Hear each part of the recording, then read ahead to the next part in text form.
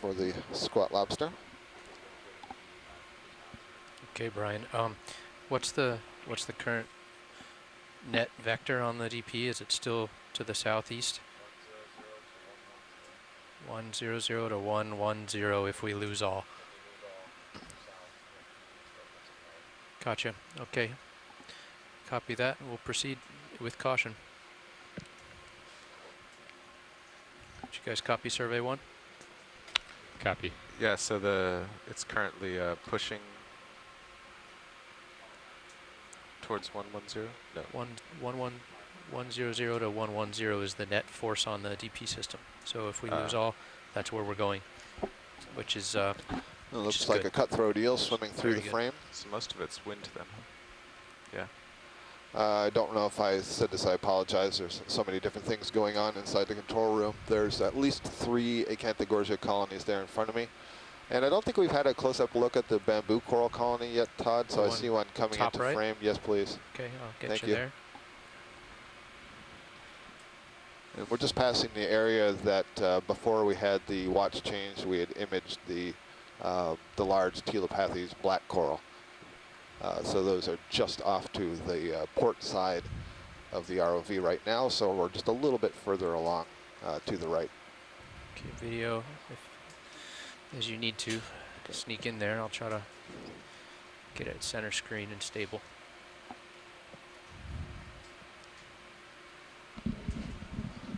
We have a couple of cup corals and one looks like Paramercia coral on the wall behind the bamboo coral, and we're just getting a quick look at this bamboo coral. This looks like what we were seeing a lot of yesterday.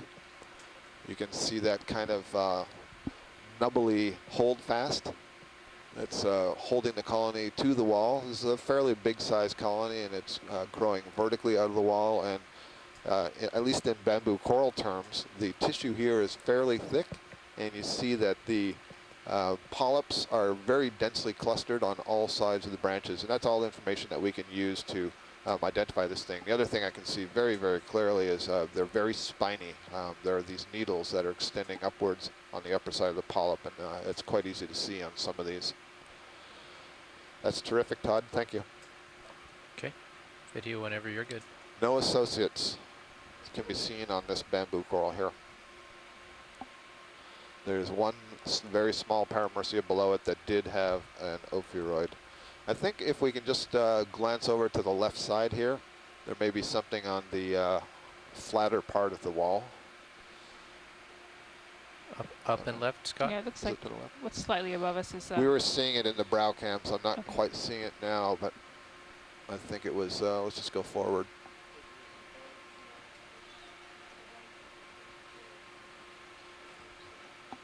Okay. That's just to my left right now. There we go. It's just on the bottom part of the screen left. Roger just that. out of view. Is that it in Sirius, the giant? That's the big black coral in the Sirius cam. Oh, that's the... So yeah, what this is another one of those black corals. Oh, okay. So I think I saw this before when we were imaging the big one. I said that there was a smaller one behind it. Okay. Thank you. So we can move onwards and upwards. Onwards and upwards, not down and in? Yeah.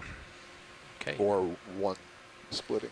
Sounds good to me. Should we do a 10-meter move on this heading? It is looking like this could be the top of the wall. Step you along. So Step we on have, in our navigation, placed a waypoint at the bottom and at the top. And we are moving towards our top waypoint. And as you can see, there's more sediment piled up here, flatter surface. 2 bases on the black coral, is that what you're asking, Roland? Trying to determine if this is one colony or 2 colonies. If it's one branched or 2 separate. I can only see one base from this angle. I'll try to get down and look up at it. So just to confirm, a 10-meter move at 0.1 knots. So you think there's one on that side? Heading 300. It's like 2 holdfast to me.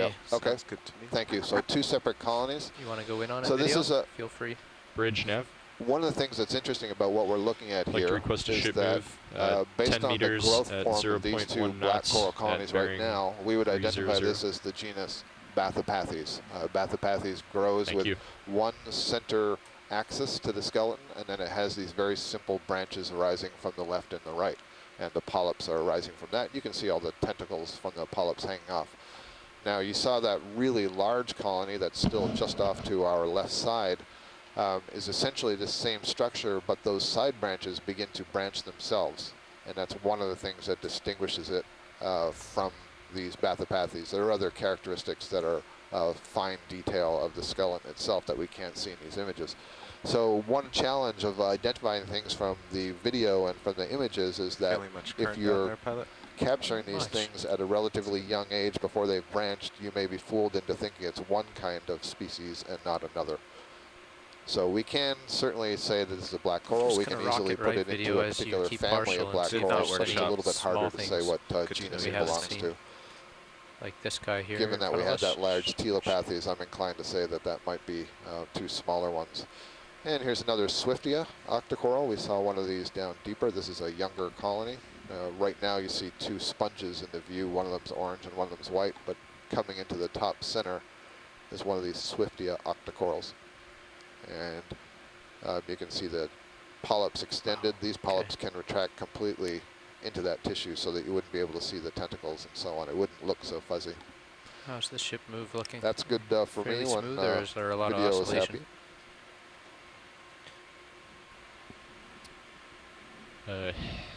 What would be the best way to identify that? Let's see. The high pack is a little erratic. Suggesting there's an isopod at the base of the Swiftia. I'm sorry, Tim, I didn't see that. Yeah, that's good. I'll see if I see that on the Standby replay. workshop, you're blasting me out in my, let me turn you down. Okay, go ahead, workshop.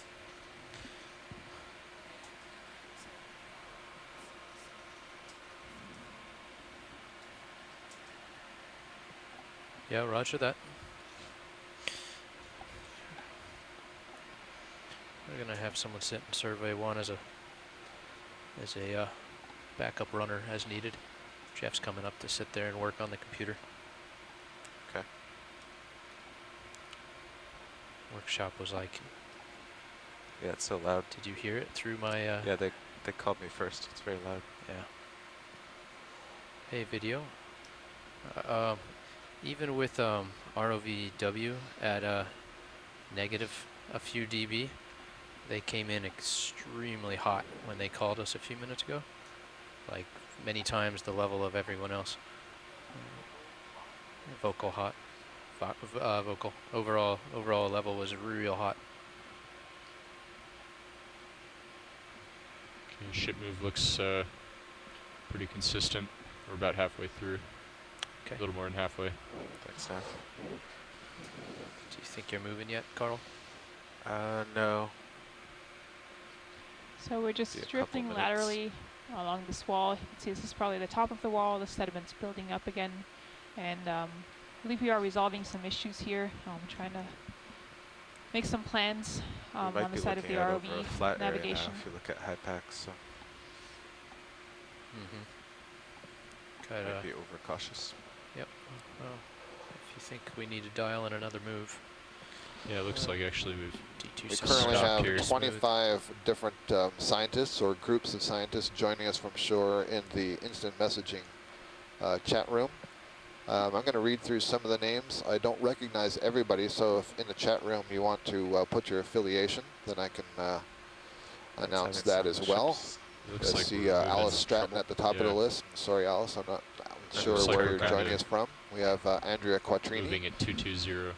Andrea may be familiar to you. She was, if you tuned into these broadcasts before, she was on board the vessel Okeanos Explorer for our exploration of the canyons last summer. Put the port manip a Welcome, little slightly safer spot.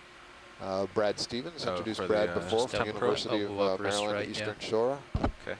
We have Brian Kinlan, who's we're on this flat stuff. one of the people who's been doing a lot of the modeling, the predictive modeling, that are helping us plan these dive tracks, making predictions that if we follow these particular paths during our dive in the canyons, that we are likely to encounter densities of corals on some of these hard substrates. Okay, copy. So like an interesting geological feature here. Okay, 2 meters left in that move, and we're sort of hard to settling see. in. It looks like it's another hole. It's hard to ROV tell workshop, far away. Bobby, do you read audio test? Dugout hole, maybe from the other Audio side, test we'll to be able to pilot. look down into it.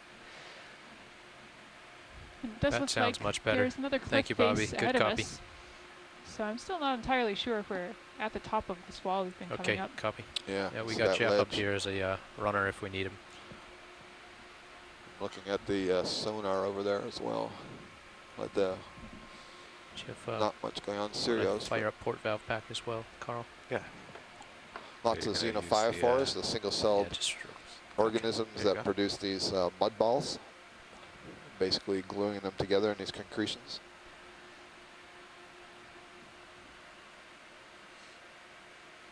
how's that? Okay, done with port.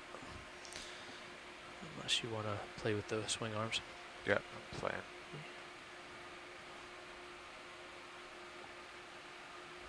It's not hard to see. Do you want me to you're on the starboard here. Let me spin so you can see from Sirius. Okay. Nav, do we have a second move dialed in? Not yet. It looks like I'm approaching a steeper feature here to my right, You so see maybe in we Serios, should stretch view, the you edge can of the see tether that before we do another move. Sure. second wall just approaching us. We're unclear how high that feature is. Yeah, and if you look at the base of the wall, there's some interesting little erosional was the features. course some of the little last almost ship move? scour holes in the 300. very base of the cliff. 300. We moved So north hopefully we'll and get then a back better west. view of that when Yeah. we get closer. Okay. But ahead of us, looks like there's another one of these dugout holes. It's interesting. The sediment looks a little darker. So a A little little bit of of staining in there as well. Mhm. Okay. Looks like a And all the grenadier way there right. in the background. Perhaps two of them. Okay. I've got you spun left so you can see port side. Thank you. Yeah, looks like that move is finished, so let me know when you're ready for another. Okay. Wait till Carl's finished so he can have a good look at his sonar. Todd, when you're comfortable, if we could have a quick zoom on the two fish that are now off screen right. Off screen right. Yes, sir.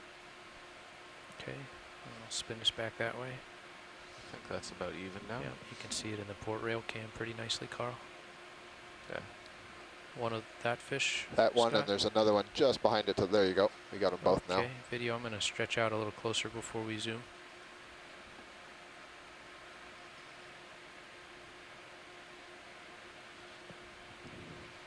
Nice. All right. And you're all set with the port manip? I am finished. Okay. So the base of that cliff again looks a little bit Okay, lighter, a let's little smoother, Take zoom I on this wonder if first currents were closer sort of fish. whipping around that corner there. And you can see several mini versions of the little sort of underhang Underhangs, caves yep, of that's what right. the big version we were just in. Exactly, yeah. Right. Hydraulics So I guess off. that's a cutthroat eel that we're seeing in the foreground.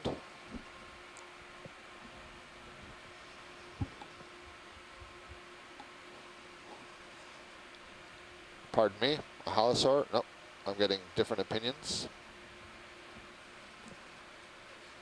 Halosaur, that is not, yeah, that's not. So this is a halosaur, genus Aldravandia. Thank you, Emily, and thank you, Andrea, who are both in the event log, feeding me some of these identifications. Co-pilot, are you ready for another? You can see that the 10 fin meter move. structure is different from the eels that we have been seeing. And the I head think perhaps a we're little bit clear. more I'm just pointed. wondering what the ROV sees ahead of it, if it's just the last bit of the cliff or... Yeah. Yeah, I don't see anything on Sirius sonar. That's like due north of me. That wall is features sort of due north. Maybe even slightly to the east and north. And Ooh, there's good, the we got other a fish, twofer. looks like a grenadier. Maybe, based on the size of that fin, maybe the marlin Yeah, spike I grenadier, think if but the I'll pilot wait for thinks he can move confirmation on from in a shore. minute, we could do another 10 meters. Yeah, you might as well dial it in. Yeah. And can we get the Done. lasers back on, please? Lasers, please, co-pilot. Bridge nav. Like to request another 10 meter move, 0.1 Thank you. knots. Copy. Indeed, that is a marlin spike grenadier. Very nice image of that. Yeah. Looks like, I can't Having tell. those swing arms out definitely helps the light. No, that's just a reflection. That's not a parasite. Okay. 10 meters, Right there. 0.1 knots, bearing 300. That's good for us. Okay, thank you. Zumia bairdii.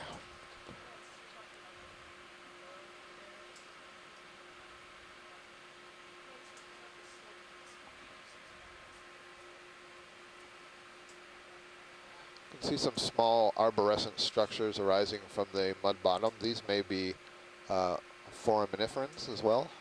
Some of them may be tubes of polychaetes, which are small benthic worms.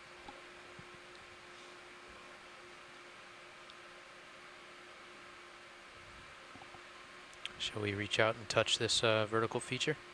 Yeah, you have a little time to start going at my heading. At my heading.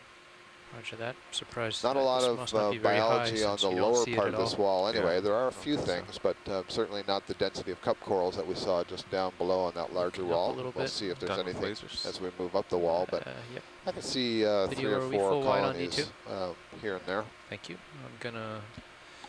I don't know, maybe you pointed this out earlier, but there was an Head up this octopus wall. hiding at the bottom of the Oh, wall. no, I didn't notice that. There's one right below I us. don't think it's that tall.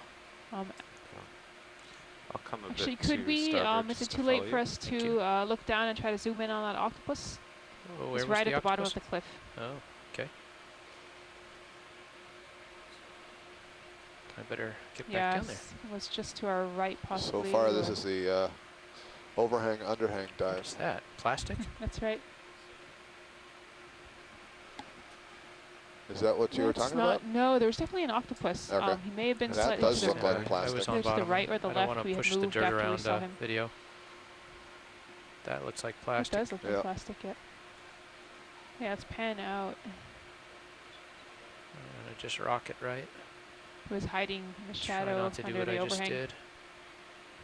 Try not to dust. There he is. I think you got him.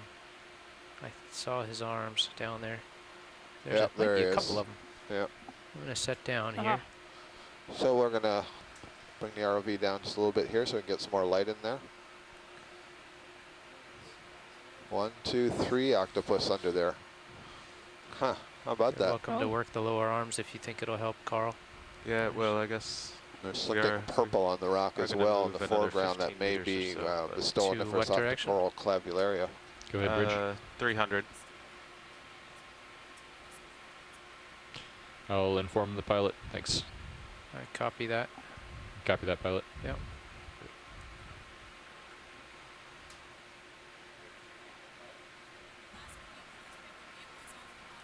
Come Nope, up, come pull, up. Pull up, pull up. Copy Pull up, that, Bridge. pulling Thank up. you. Pulling up and back. Hydraulics are up. Sorry, Mike, we Spinning have left a and stretching technical up. issue and we have to quickly get off the I bottom. guess so. Hydraulics off. Yeah. I'll still swing arms in a Okay. moment. Just come up Coming real up. quick.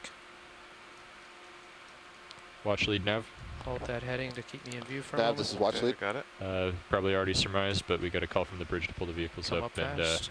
I'll keep you informed as I find out what's going on. Copy that. Do you mean Coming underneath up you, into the Carl. water column or up Okay. onto the deck? Up off the bottom, while they resolve some issues. Copy that, thank you. I'm at 30 All right, meters a so minute. we're Yeah. still dealing with the technical issues on the vessel, on the surface vessel, and so while Where's our that is tended to, the Where's- ROVs where's are going our- to hang hey, out of the video, water can you put, column, make sure they're not getting stuck in that bowl. fisheye like feature back that up we saw top down right hand below. corner? Go ahead, Bridge. So we'll let you know when It we was can there before. begin Was to there before? reacquire the We bottom. lost it.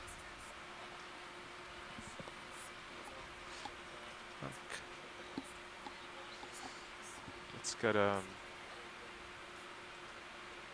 Okay, copy, Bridge. Thank you.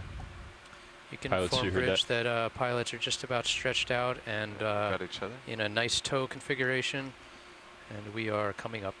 Okay. Want to come out of auto Bridge head, nav. Carl? Yep. Let me stretch you. Vehicles are stretched out and in tow, just about in tow configuration. So let us know what you need. Okay, I'm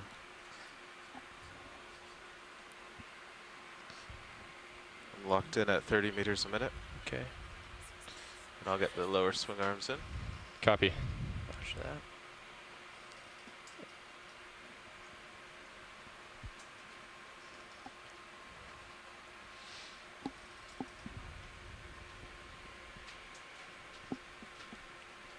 Okay, lower swing arm is stowed.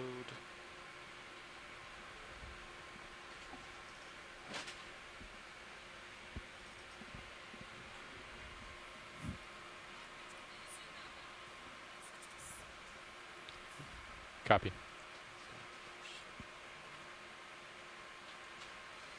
What's our highest local feature, Nav? Once you get your screen back. I think prior watch said 1430, is that correct?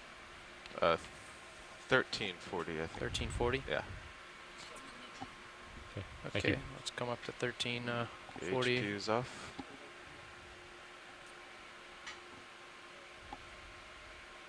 Yeah, still no fisheye. Of course, it's too late now. Yeah, that's something we always want up there. Maybe, is that a routable one? I think we could probably do that. I just think didn't only have the video- hands to reach up I there. think only video could do the top Oh, row, he's got right? it for us now. Okay, nice. Yeah.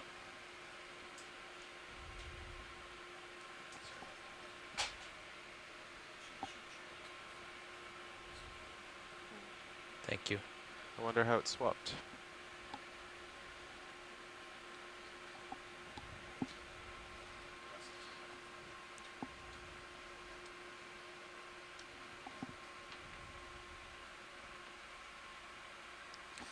So delta's 11, we're coming up at 30.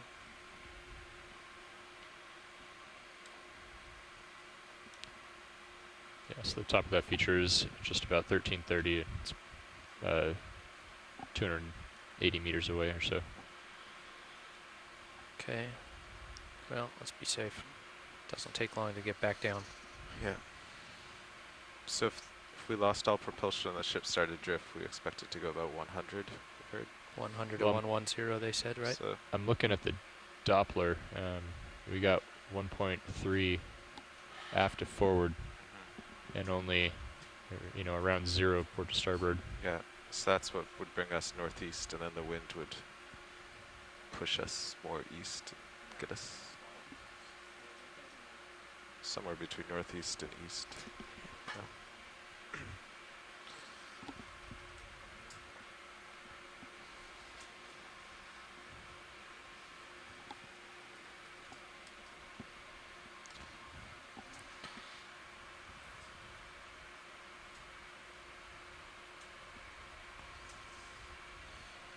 Okay. Start slowing down. Yep. You want to get up to like 1330 and I'll get to 1340? Yep. Okay.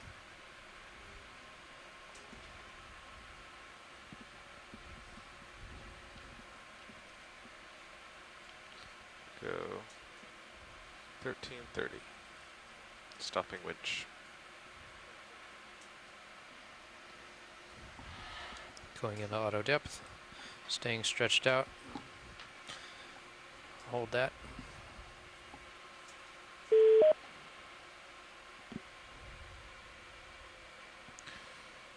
So, yeah, so anyway, if we drifted, the ROV would just head to the west and we'd drift that way, stretched out. And if we started pulling forward with the ship, we're already stretched out about that way. It's pretty good. Well, with that in mind, maybe I should be stretched out to the northwest instead of the southeast.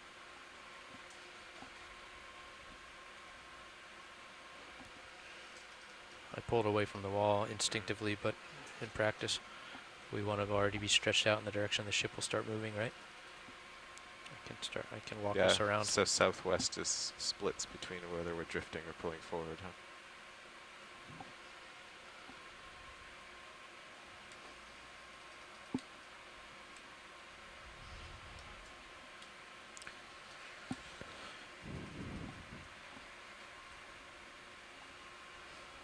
If we do drift in that direction, we've got about 500 meters before we hit the top of the other cliffside.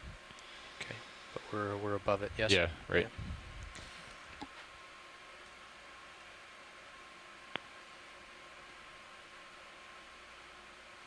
I wish we had another monitor or put the aft PTZ up. You could put it there.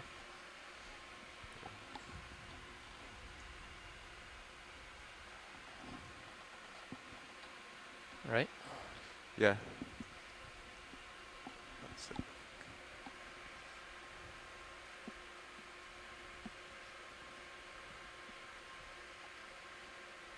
You don't see me because I'm trying to walk it around. Just kind of working my way over to the right, and then I'll push out and So stretch to you. the right. I'll find you. Yeah.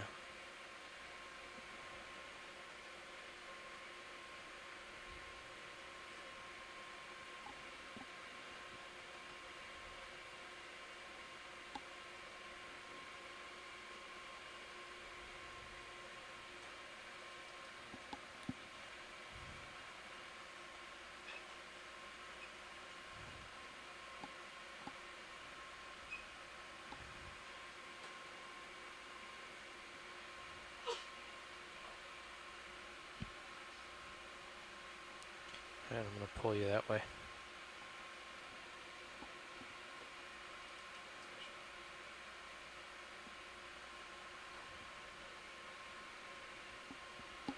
I see you.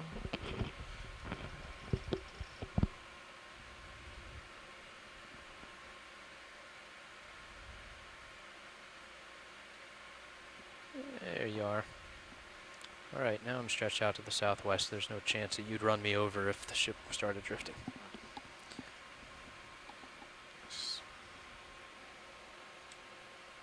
Joy lock on, stretched out to the southwest.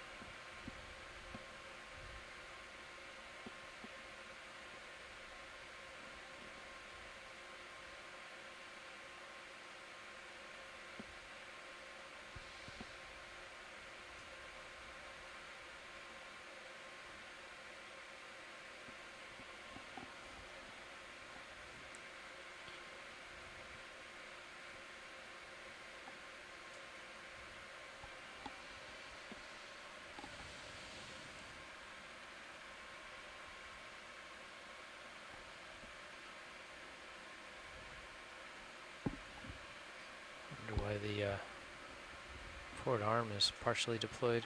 Is it like that on deployment?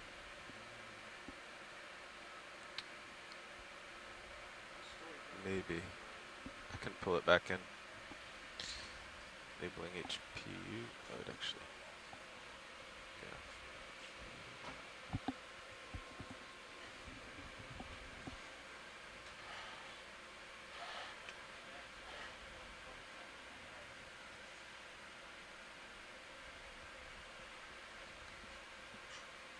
Enable port valve pack.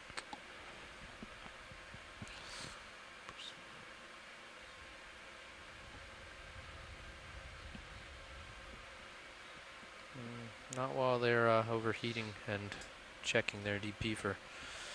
I'm not comfortable with that. Sorry, Roland.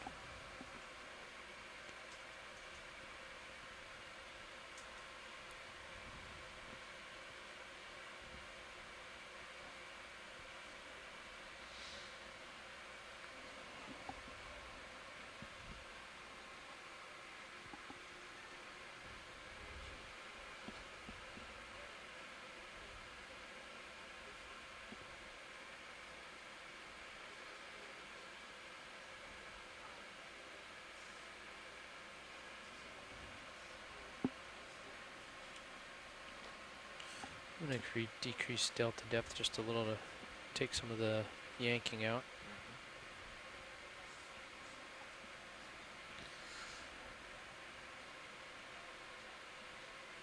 Oh, Nav, while we're waiting, can you pull up the winch software on your screen there?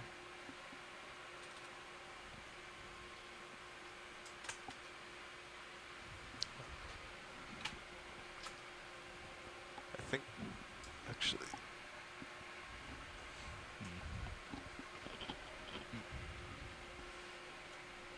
yeah, it's that one back there.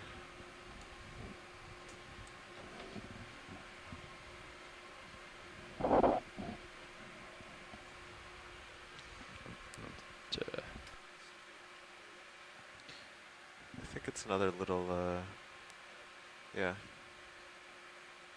Is it missing? Well, you could pull it up and, yeah, instead of the sonar.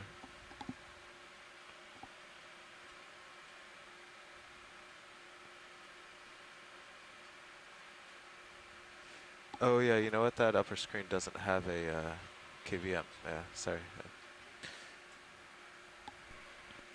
It used to be up there because it was a different input, but now it's just this.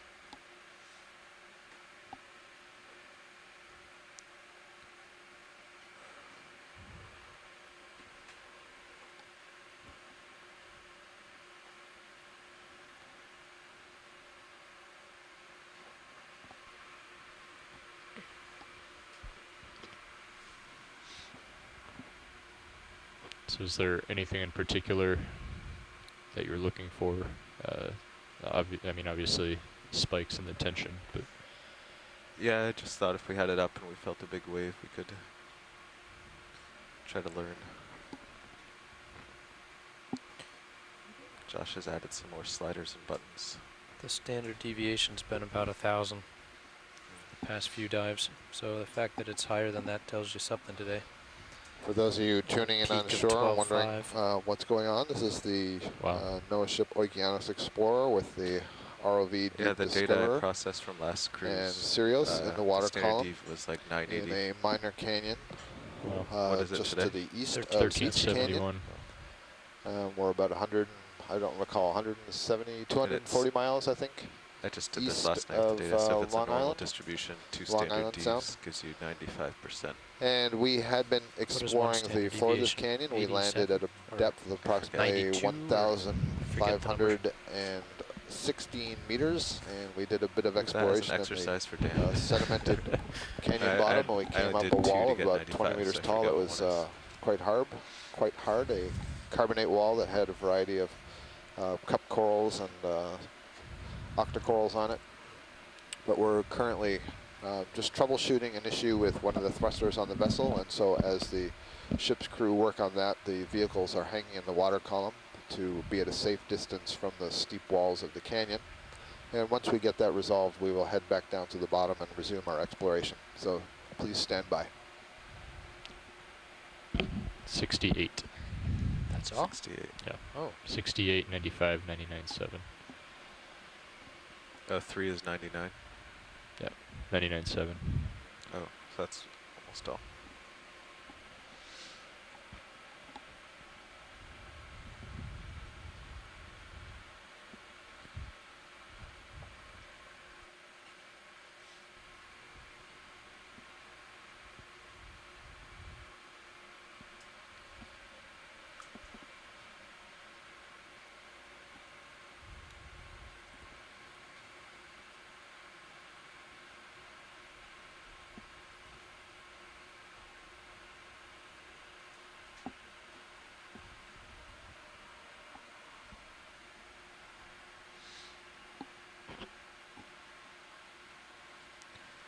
it's interesting that we have only 10 knots of wind, and There's over a knot of current, though.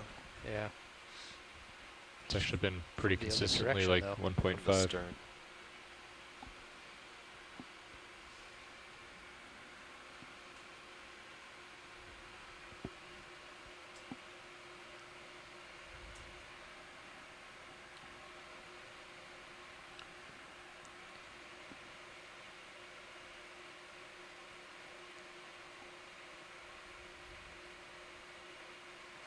Well, I think you'd probably be okay with both stern thrusters. Be perfectly happy, probably.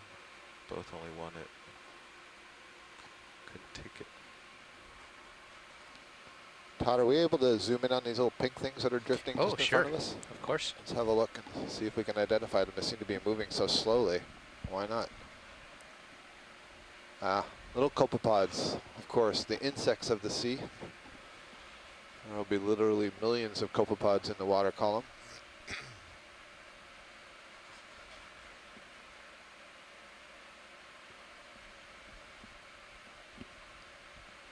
Copepods are small crustaceans, distantly related to shrimp. And I'll bet a lot of those little dots that you see out there are copepods. They're a major source of food for fish. And so a very important part of the food chain. Many of them are feeding on the phytoplankton that are in shallow water. At this depth, they would be feeding on other organic particles, perhaps marine snow, which is an agglomeration of particles that are falling through the water with bacteria growing on them.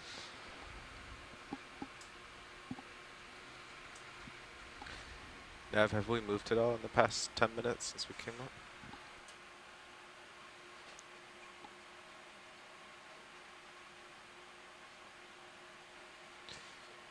Not really. Yeah, staying pretty stationary. Just maybe 10 meters. That might have been the heading changed. No, true. Well, that's good.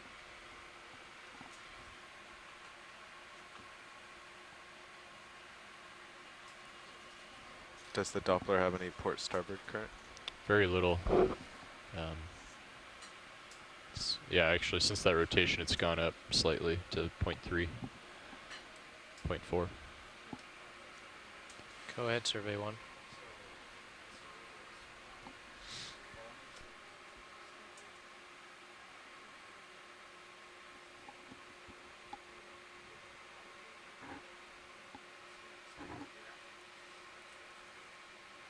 Yes, roger that.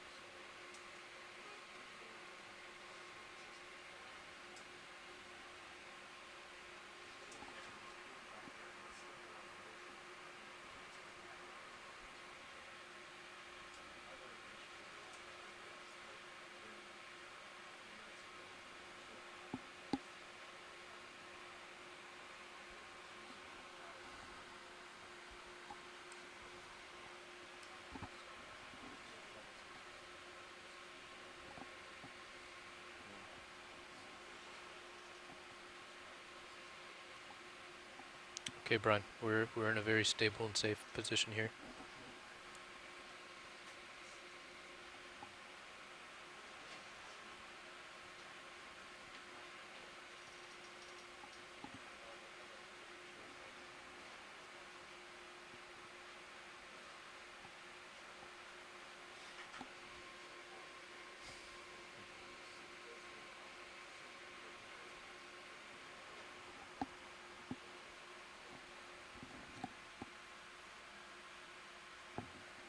If possible, if we can get a close-up on that Hydro Medusa, that would be a really exciting thing. Forward video. We're nice and stable. So hope Mike Vecchione and Mike Ford are having a look here, because we have a opportunity to maybe get some nice imaging on this.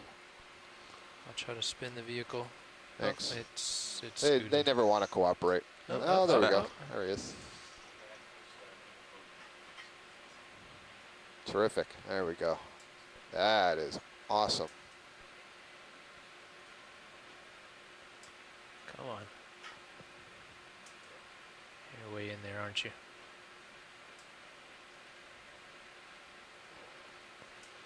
So as you might imagine, it's very difficult to be working in a three-dimensional environment, trying to capture the image of a very small, thimble-sized Medusa swimming through the water column. Especially not while I'm stretched out with the tether yanking on me. You can take that if you can, but it's... We're in a situation where, you know, for safety reasons, the vehicles are up off the bottom, but they're also sort of trained out, and so the ROV is kind of at the end of its tether, and so it can be jerked fairly easily by the Sirius sled and the ship, and so it's hard to get really good stable images, but this is pretty darn nice. I'm not seeing any particularly long tentacles extending out from the bell margin. From what I saw. Looks like there's Alright, possibly a about larvation house also Unless floating he by. floats back into frame. Well, we'll see if we can get some good clips of that. Want to push back out, Carl?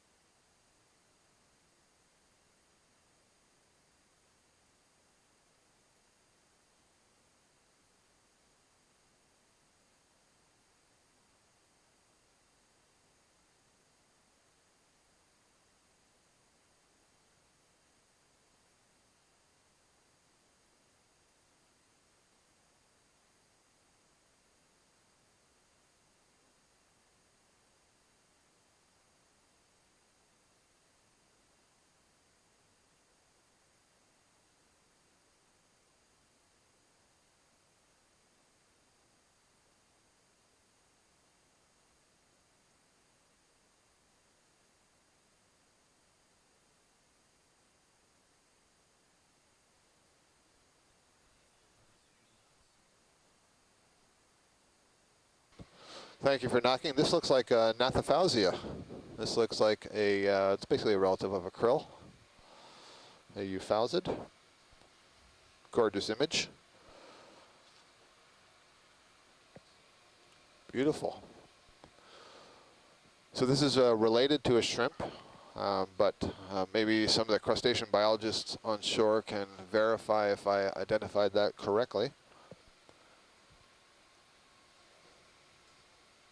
You can see the swimming appendages on the abdomen beating, and it has a carapace that has a long rostrum that was extended from it.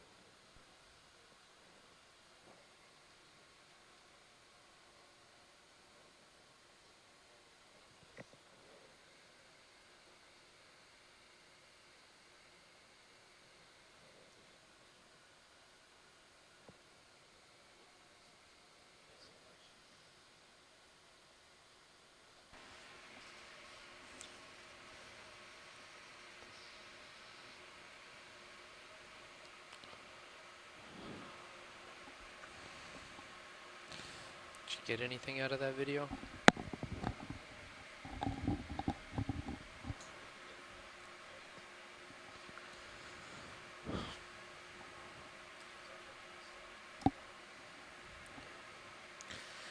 Tempted to pull out sea poke, but with the chance of losing power, we probably should.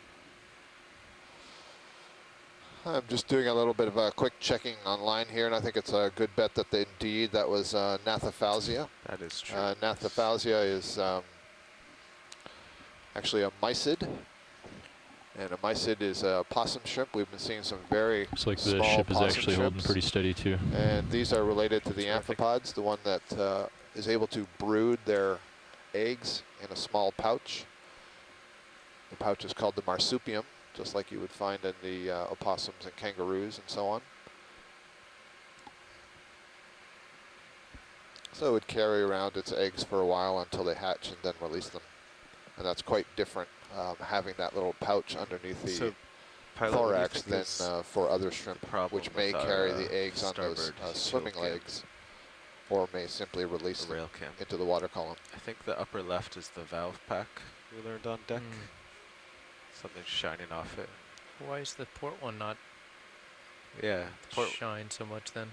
I know there are different positions longitudinally along the rail, but something to do with that. Hmm. So when you do get the swing arm out with the light on, you can see it, but otherwise it's a little disorienting now. it's a pretty awful view. Yeah. I just don't know where that bright, you know, what's shining off the valve pack. You know, it's in the camera's an auto iris, I think. Video can correct if I'm wrong, but I think those little things that have the little auto iris. Maybe if we actually tip it a little left to pick up the bright thing, it'll iris itself down and have a better view of everything. Starboard utility cam, this one above the winch drum there.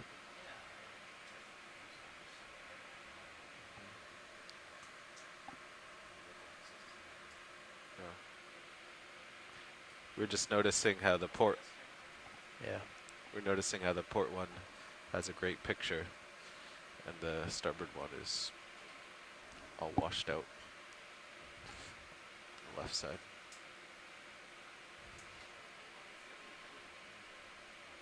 We do, yeah.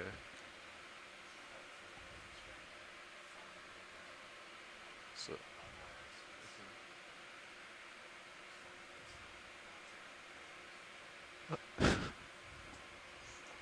So you think moving it left to get more of that bright object? Or?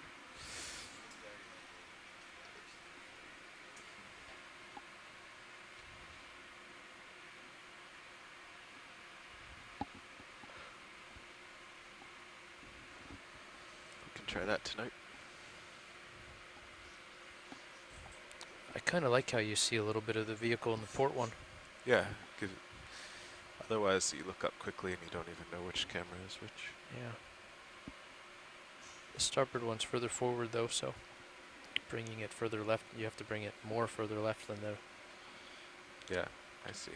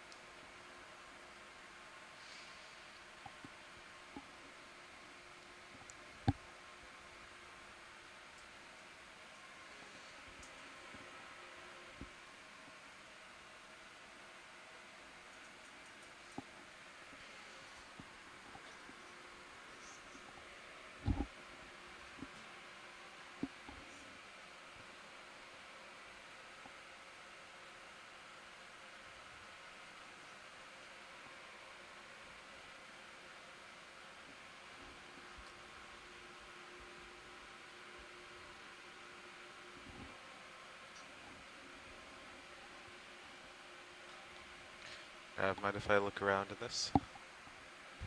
Sure, not at all. So these buttons control this plot, I take it? How so? Right now I think it's the mean trend. Oh. Okay, yeah. And then you can click on the box, I guess, or the letter. Yeah. Now what does this do? Number of bins. That just discretizes how many. What's the time of a bin? Time 1 times 10 to the 9th.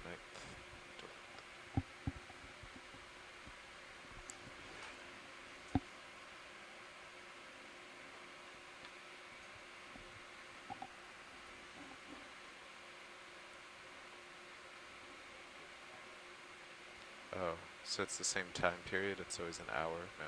Yeah, 9:26 to 10:26. And that's controlled by this slider here, I think. You can, Okay. and that's why that's all zeros, because it was collecting data while it was on deck, Let's see. I think.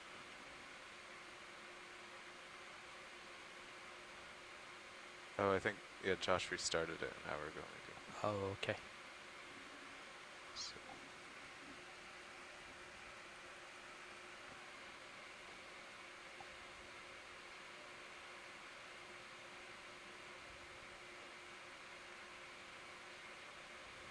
Very interesting. Look, you're just looking at it real quick. You can pick up you can pick up the yeah, beat frequency of the waves. It almost was, looks like.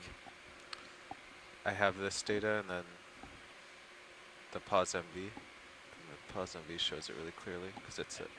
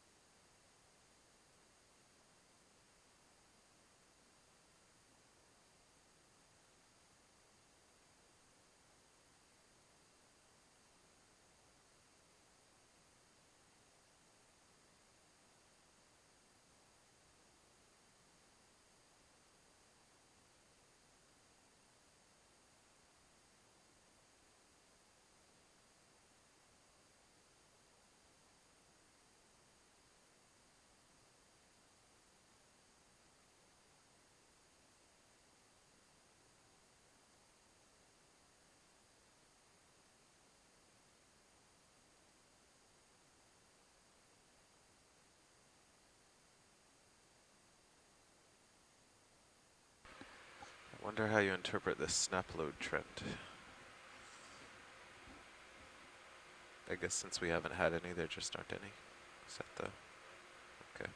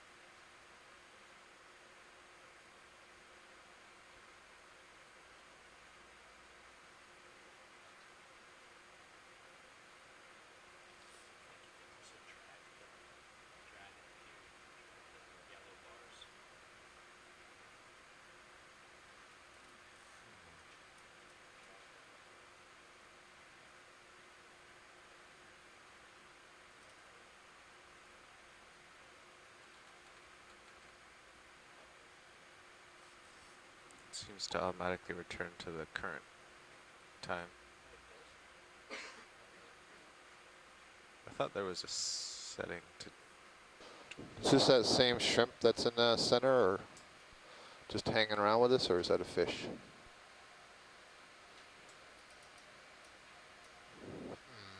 Same, that's the same shrimp. Yep.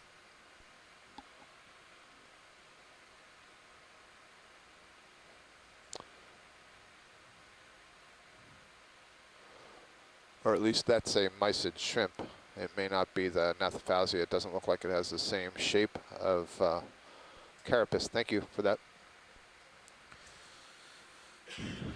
I like in here how there's no tension readings from the midpoint because it's either snapping at the end or, you know, it travels through this range so quickly.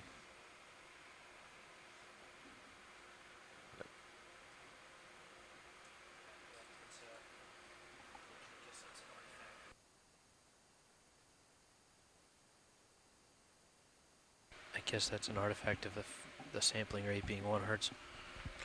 Yeah, it spends longer at the peaks Yeah. and waiting in between for each wave. The average.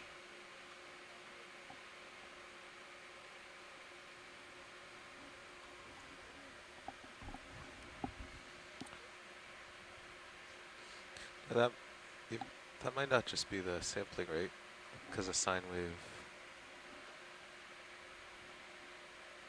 there's less time in between, right? Yeah, because it's a histogram, right? So it's dependent on Counts. counts at that tension, right? Yeah.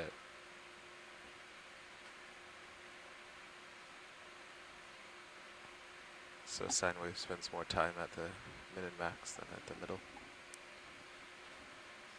Oh wait, that doesn't make sense, because this is the middle.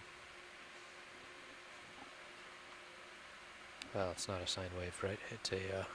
It's more jerky. I think it should pick up those because you have small waves that should plus and minus the mean a little bit. So this is all the small waves when you're just sitting at mean, I guess so. and big jerks happen quickly, so there's not much time in between.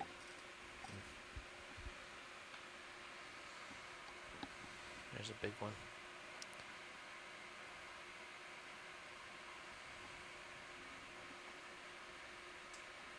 Yeah, I think it's definitely clipping the highs and lows.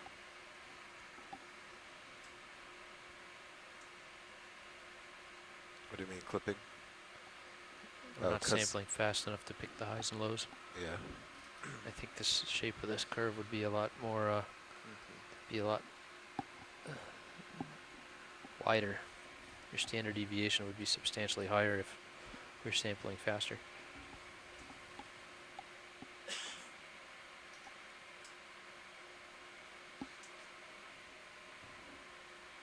These would be smoother too. Yes. 'Cause we're sampling at 1 second for Oh a boy. 6-second wave. Is there a dry lab button on here? Oh, here it is. But they're listening to us generally. Okay. Go ahead, dry lab.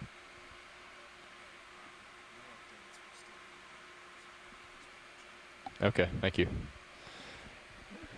No updates No updates? yet. No. Still waiting to hear from the engineer. An update that there's no updates. Well, pilots are still safe, tow mode, stable, safe. What was our bottom depth down there? 1460?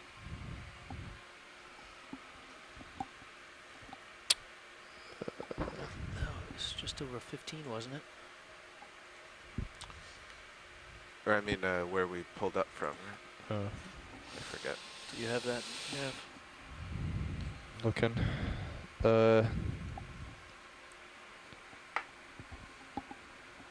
This was at 14:12, hour and a half ago.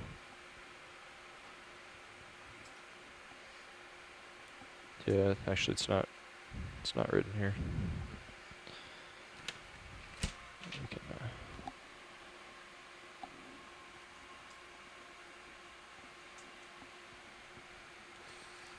what is that? So we're over A little the over 1500 15. contour, Yeah. Oh, okay.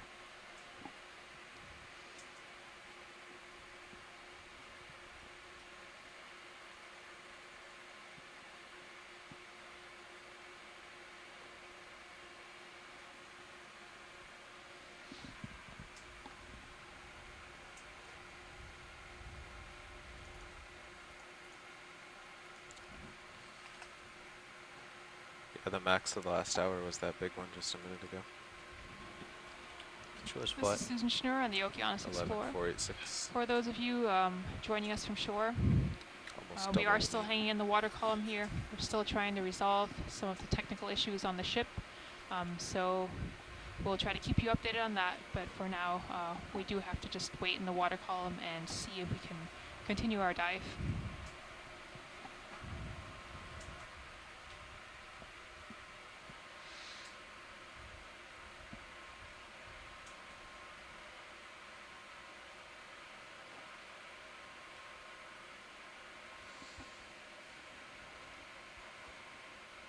You think these are the big packets of swell coming from the south still? I don't know. Could be. It's 33. They're like every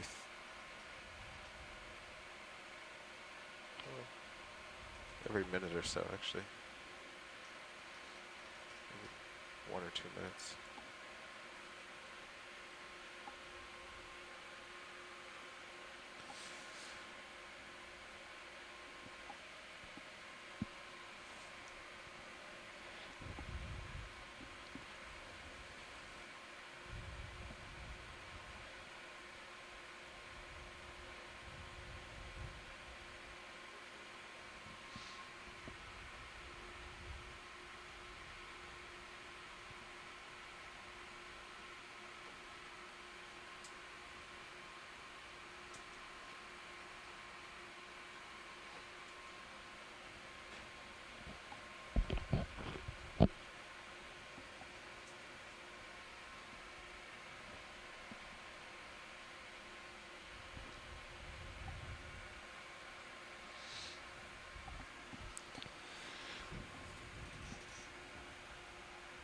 Looks like conditions over the next few days should be pretty good. The winds and the seas will be dropping to 2 to 4.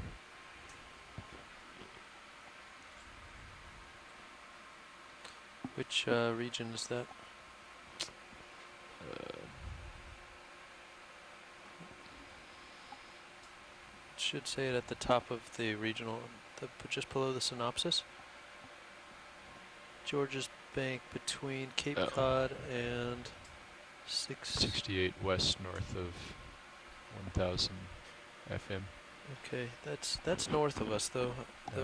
When I was reading that's closer to the center of this high that's developing. I think we're going to see a little more northeast wind than they say right there.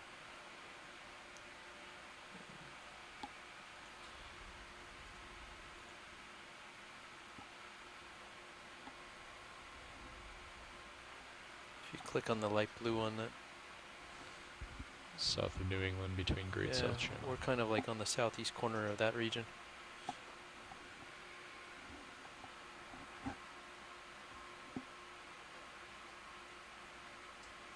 Yeah, you're right. It's a bit of a difference. Picking up 3 to 5, 3 to 6 on Thursday. Actually, that's better than the one I read earlier.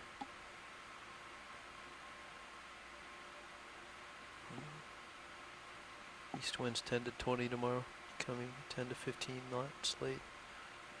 It's not too bad. Thursday, 10 to 20, becoming 10 to 15 late. Yep.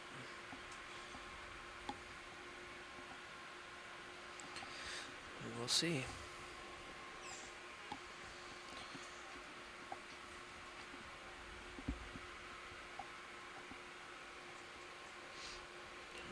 increase D2's sonar range.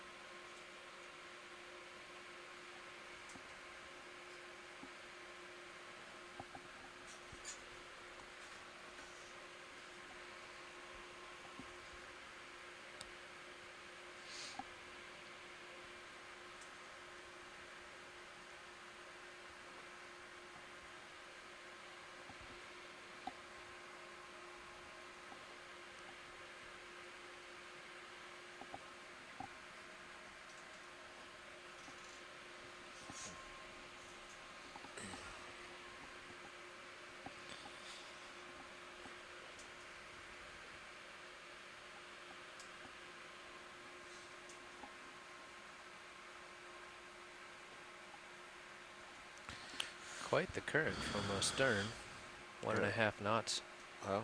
from the southwest.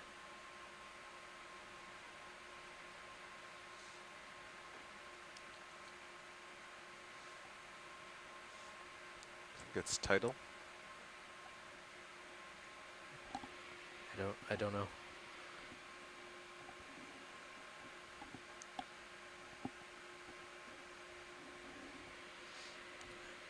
Hey, do you want to pull up the Gulfstream model? See if there's some eddy near us. It's the fourth bookmark down in Firefox for Atlantic weather. Or if you go over to the folder on the left, Atlantic. Yeah.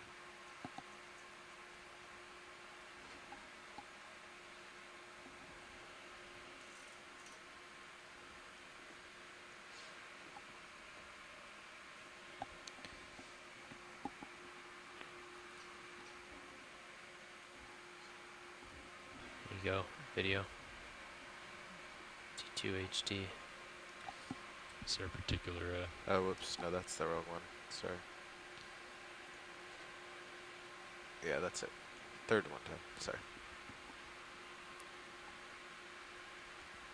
I don't know if it quite goes this far north, though.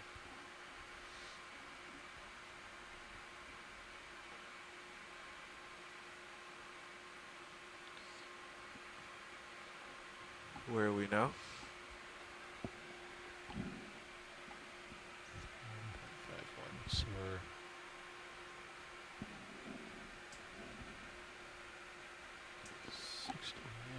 Oh well. Yeah. So we're somewhere right here. Oh, really? Or 39, so Well, we're closer to 40, aren't we? We're 39.51, so that's almost 40. Hey, click on that box. It'll give you a higher resolution plot of that area.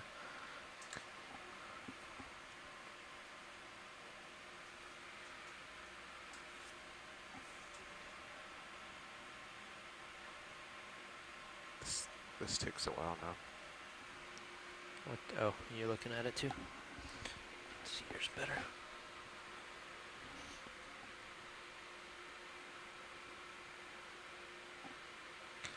Well, based on that, it looked like we were just north of the Gulf Stream, getting part of it. Certainly the right direction.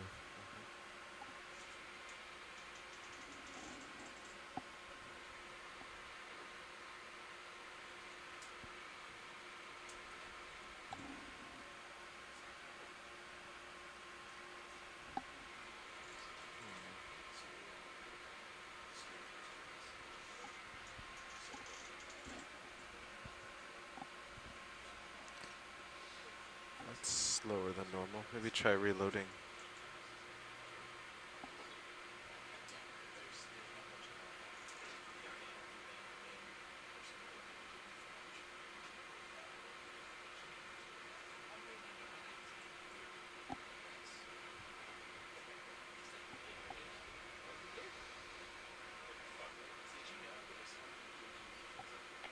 Today is, I believe, Mexican Day.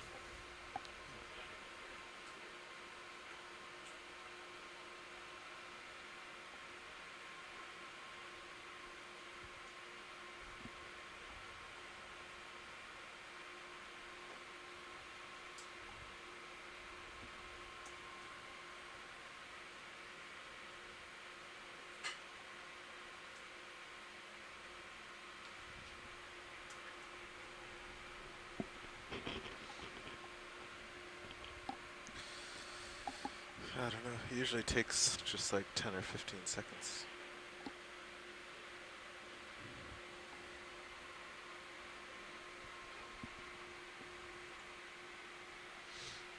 Well, what's this one good for?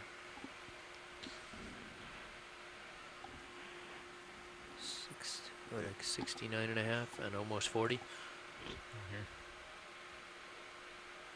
Yeah, so it says this It's kind of about what we're looking at, isn't it?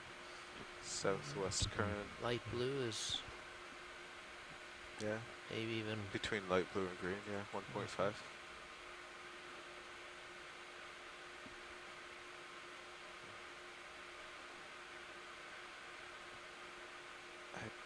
Earlier in the week, it wasn't so far north, was it? it didn't have that diffuse sort of Yeah. flow. It was more of a there was a warm eddy though.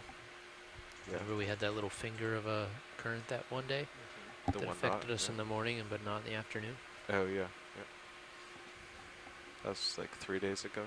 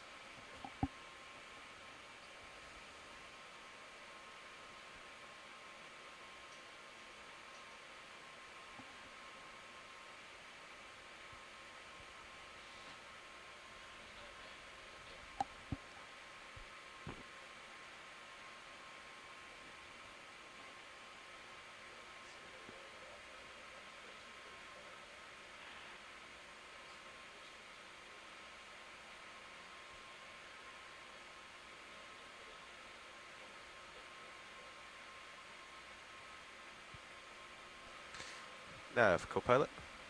Go ahead, Copilot. I'd like to label some of the higher contours.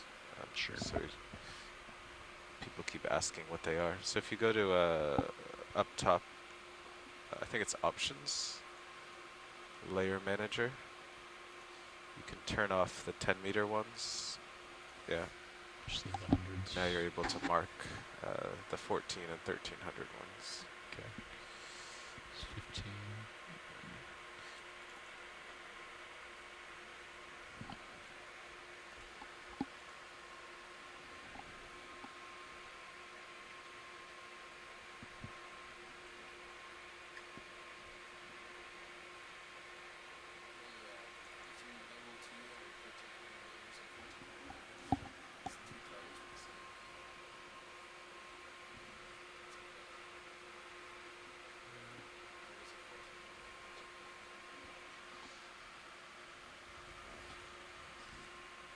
You think that'll affect?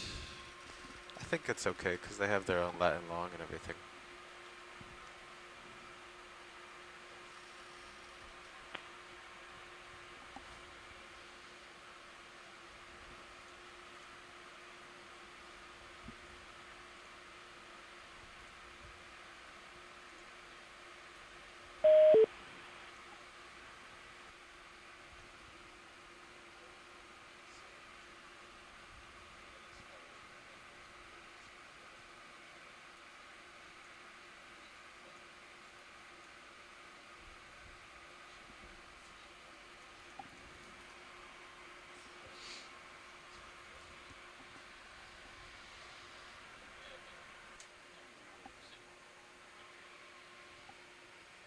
Here comes lunch relief.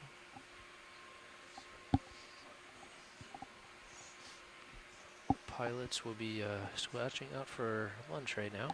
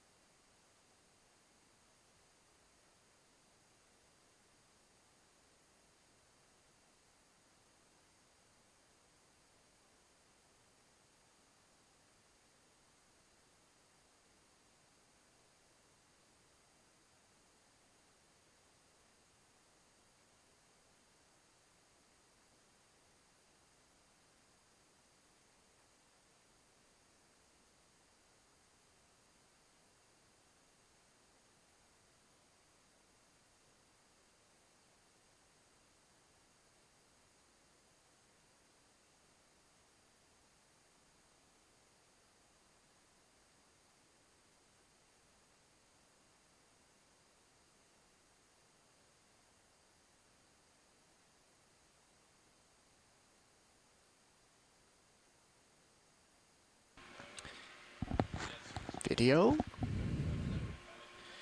Gonna try to make the best of this situation here. There is zoom halfway, if you would please. Slowly stop. Okay, a little bit more zoom, please. Hold.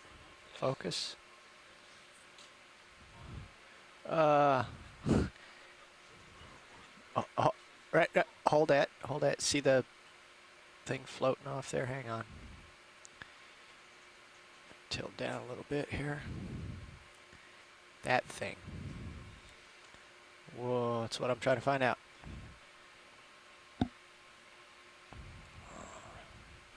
Go ahead, Bridge.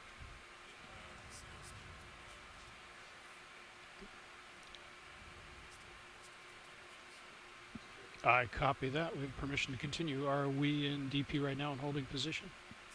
Okay, I'll get back to you. Thank you.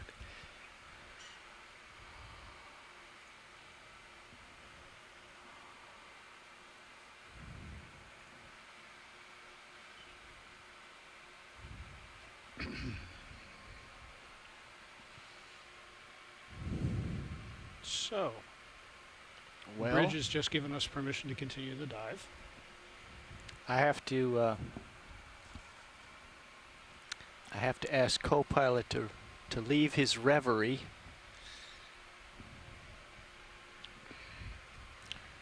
And let me check with Scott and see what science would like to do back there. Well, I remember where we were. Now, the following is the intent of the ship's whistle and general alarm. Do you want to reacquire on the bottom, or do you want to go into the... I think we go right back to where we were and then continue up the slope from there until we're bidden otherwise. Okay, where were we? I don't know. We were just a little bit northwest of where we are now. I think we can go down right where we are and then make a couple of moves. Well, let me check with science. Okay. Watch lead, Nav. Hi, Nav. Hi. Yeah, I'm listening in. Okay. I heard what you said there, and I don't think we need to reacquire the same position. So Okay. whatever works for you guys, but I guess I would go back down, but be sort of moving, gently towards waypoint 2 as we're headed down. That particular spot was not particularly necessary. We actually want to get across the flat spot towards, what's between waypoint 2 and 3. So. Okay, so this is the area of interest here between 2 Yeah, and the 3. area of most interest is going to be those tighter contours up to waypoint 3. But what geology wanted to see was what that wall feature was from where we landed going up, and we saw that that was hard, and so gradually getting our way a little bit towards the north is going to be good, especially given the amount of time left in the dive. I guess what I'm wondering is, do we move towards Let's the head north down, Josh. before, because once we contact the bottom, then we go a lot slower. Sure, no, I got that. Let's contact the Copy bottom. that. I'm just saying we don't have to Head come down back in down on this exactly the same spot, so a bit orientation. north would be This is better fine, than just anything do- else. Okay. Do we pick up some altimeter and some sonar? Copy. Coming down. Okay, so if you guys copied watch lead, we're just going to Yep. make the bottom and then try to go to the north. Roger that.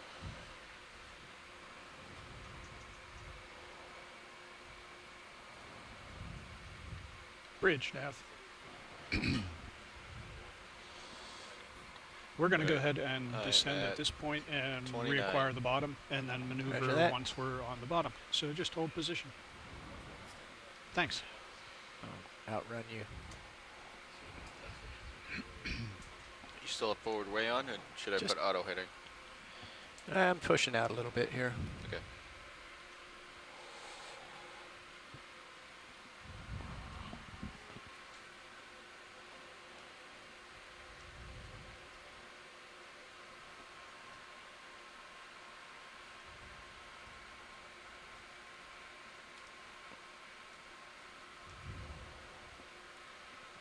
So we should be, depth should be right around 1490. Mm-hmm.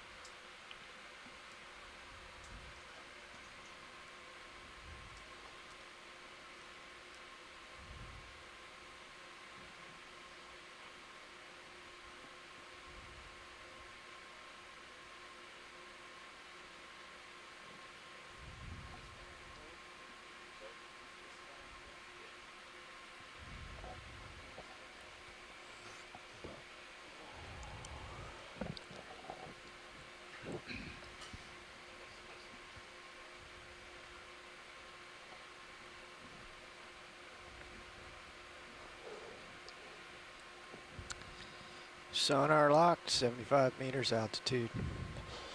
For those of you on shore who are following us, we are on our way back down to the bottom. After resolving some of the technical issues with the thrusters on the vessel, we are currently approximately 67 meters above bottom at a depth of 1,421 and are descending through the water column to reacquire approximately the position that we left the bottom. We might be slightly higher up on that feature. And we'll be headed towards almost due north on our way towards waypoint 3.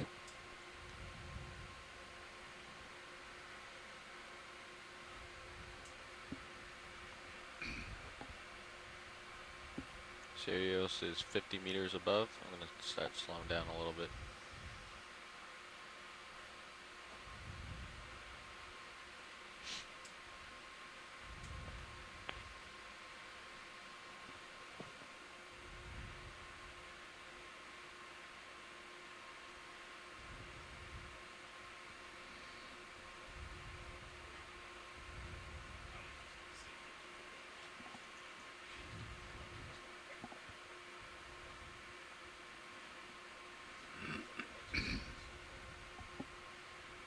And I'm going to hold at 30. That's not going to be enough for me Not to get enough? around. No, keep coming down with me. Well, just to acquire bottom. Well, we got a delta of 20, and 15 off. Just starting to get there now. All right, I'll come down 25. Okay, picking up bottom. 25 above. We're about 6 meters meters above the off. bottom. We can see the bottom here in sight, and we've reacquired a position where it's extensive sediment with lots of Xenophyre Coming down a little bit more. Yeah, I'm going to start clumps coming around, scattered around to the the bottom. north of you. Depth is 1,482 meters. ROV is approximately 1.5 meters above the substrate. You need to come down more. You're tugging on me. Copy, coming down.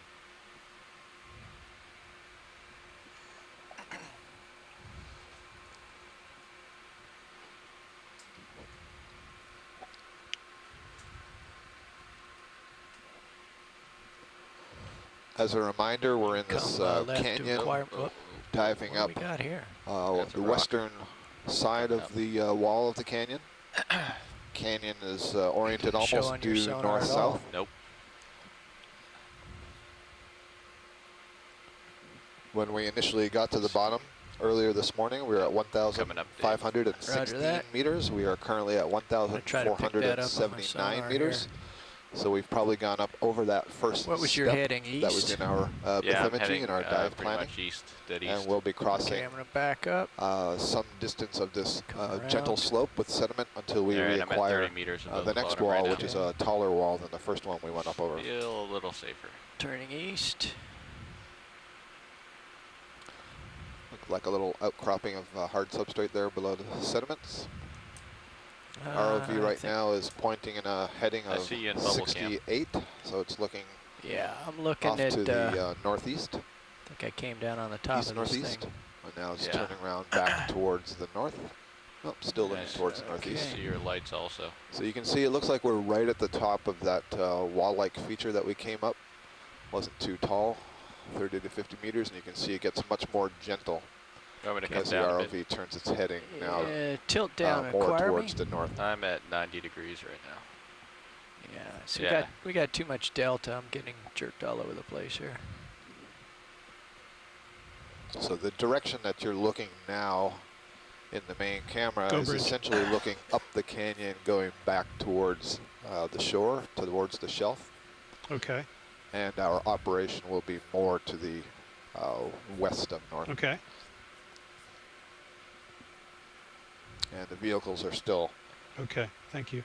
settling out a little bit here, trying to adjust the difference in altitude between the Sirius sled and the D2 ROV. Do you want to come up and over You this? can see or, lots of Xenophyre, Yeah, these might as single-celled well. organisms scattered across the bottom. You can see an Go. outcrop of the rock on the right side. Yep.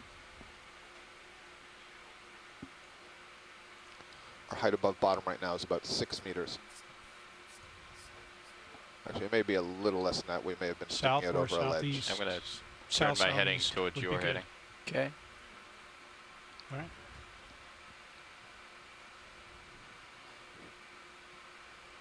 The part of the canyon that we're working in is Alright, I a got little your bit of a view. bowl which Alright, you can narrows come quite down. drastically to the north of us to less than 200 meters across from the western wall to the eastern wall. We're in an area that's slightly wider than that. What's to your starboard? Is that a rock face? To my right. Have a look. Still kind of orienting things before we get settled and start with our zooms and our identification of materials. There's a little bit of hardness right in front of me here. Yeah. Dave, if it's possible for you to get a snap zoom on this fish, that would be appreciated. Stand by. Video. Can we see what's up ahead of us? Sure. Before we start, Yeah, we haven't moved, so. yeah. Okay. He's gonna Yeah, go I'm wide seeing piece. a rock structure up here. Yep. Doesn't look too tall. Okay, that's what I was seeing.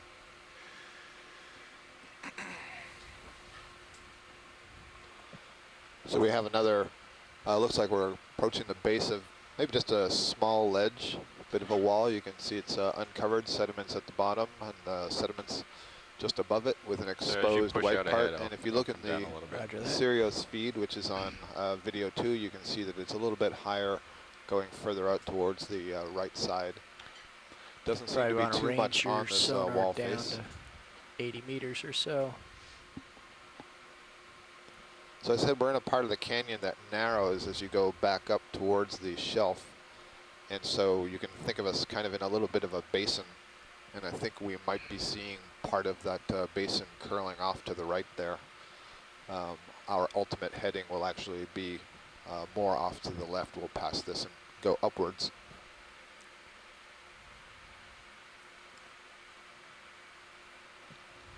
Nice view of the feature and Sirius camera. That looks like the top of it. Yeah, coming up. You can Heading see north. actually we're on this wall, and then below, directly below the vehicle is a little plateau, and then the wall You continues guys to are ready tumble for down move, below let me that. know. You get a peek over the top here. We're basically going to head north. Yep. Okay. Heading that way now. All right. I feel much more comfortable now. This is watch lead. Go ahead, watch lead. I think I said this before just in case I didn't. So we're more interested in going towards waypoint 3 than 2. I see that we're going to pass 2 anyway, but that position is not a critical point for us to see. All right. I suspect that this is a block, and it's going to drop off on the other side. Could be wrong, but I'm going to push out a little bit. Just a little bit. I might tug you a little bit, Josh. I can come down a little bit and give you some tether. Yep, you're tugging me around. Oh, sorry. Okay. Would you guys be comfortable with a 20-meter move just to get the ship started? Actually, you can make it 30 meters because there's nothing in front of me. Okay. There is a wall to the left of me, and I'm on top of this big block here. Okay, well, our heading is going to be 3, 4, 5 in order to head to waypoint 3. Okay, looking. So if you want to Looking 3, 4, 3, 4, 5 is going to bring us obliquely to a wall. Let's head that way. All right. 30 meters at least. I'll get it going. My heading is 3, 4, 5. Yeah, this is an isolated block that's out in front of the main wall here. Bridge nav. Wall being to our west. Okay, we get a ship move, please. 30 meters, 3, 4, 5 degrees, 0.1 knot. That's all right. Thanks. Okay, ship move is underway. Oh, sorry, Josh. Okay.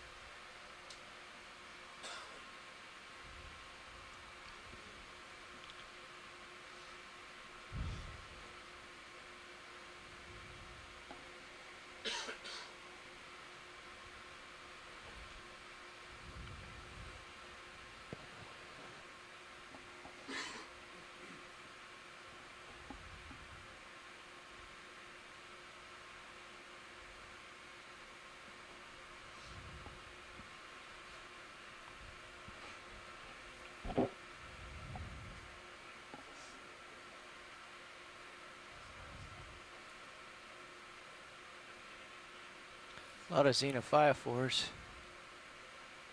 They're really abundant down here, and I'm not. I haven't read about the ecology of xenophyophores to know under what conditions they are more abundant, but it's clear that you get into areas where they appear in very high abundance, other areas where you just see them in ones or twos. A little bit of a trail in the sediment here. Somebody's been. Yep. I wonder, that looks like a series of spokes, kind of like an echeurin tongueworm or a spoonworm, also called a gutterworm. There's another one just on the right side of the screen. It's kind of a good image. Let's see if we can see the proboscis extending.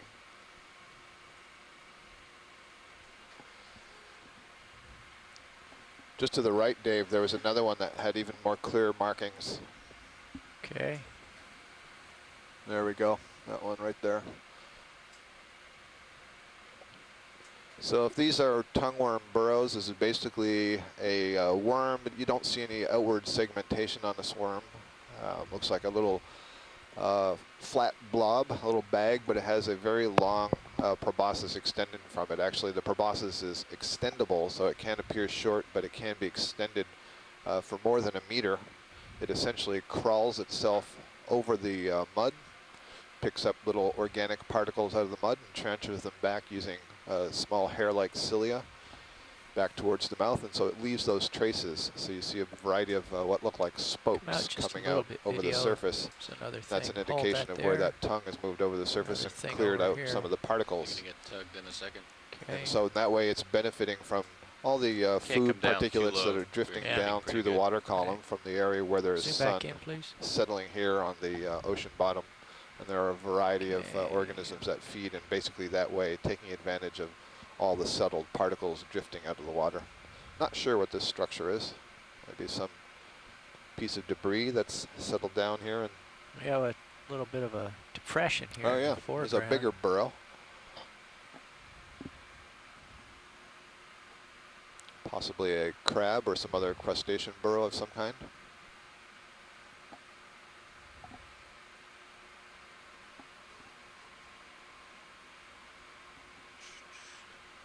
We're in a position here now where the vessel and the serial sled are moving to the north to get ahead of D2. Yeah. So D2 is kind of Sirius, stretched out in they front, both- so you have a bit of an opportunity just to kind of look around and In see the what we last see minute on the they've bottom. gone kinda I can see a wild. couple of mud tubes, several actually peeking out of the bottom. Those may be worm tubes, some polychaete worms, or very speciose groups, the polychaetes. A little bit more zoom, please. They're a group that are related to the oligochaetes, which include the common earthworms and the leeches. All of them together are classified under the phylum Annelida. Polychaetes are extremely diverse and abundant in our oceans at all depths. There are many, many different families, take on many different kinds of morphologies. Some of them act more or less like earthworms in that they burrow into the mud. Drifting for the moment. Others are very active surface dwellers, Go ahead. pushing themselves Go over ahead. the surface with structures called parapodia, which are kind of like paddles that come out of the left and right side. And then there are a variety of fan worms that basically inhabit a burrow and extend the head, which is modified into a bunch of tentacles, and they comb stuff out of the water column. And some even have tentacles that creep, much like I described that tongue worm, over the bottom, picking up grains of organics from the mud, or picking up mud and sort of wiping the organics off when it gets it into its mouth. Full wide. Thanks. If we can get the lasers on and try to position the lasers over one of these very large xenophyophores, one of these large mud balls, then we can get a good sense of the scale of it, and keep in mind that these are built by single-celled organisms.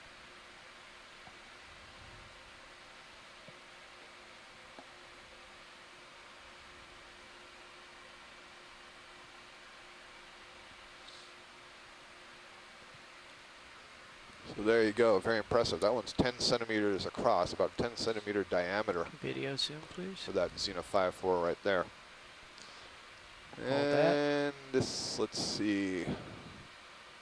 I think that is a cutthroat eel, not a halosaur. A little more zoom. Good. Guys, are you comfortable keeping this ship move just rolling along? Yes. Add another 20 to it? Sure. Yes, indeed. There's a Synaphobranchus cutthroat eel. bridge, Nav. Yeah, how much is left in this ship move? Okay, wide, please. It's kind of interesting that we Okay, don't let's see a add lot 20 of meters to that, sea please. cucumbers or holothurians down here with all this sediment. And one of the possibilities is that we're kind of in a middle zone. There's not a lot of sea cucumbers at this depth. We would find them in deeper areas, and you can find them in much shallower areas, a whole different set of species, but they seem to be a little bit fewer, smaller in density, lower in density, I should say, at these depths.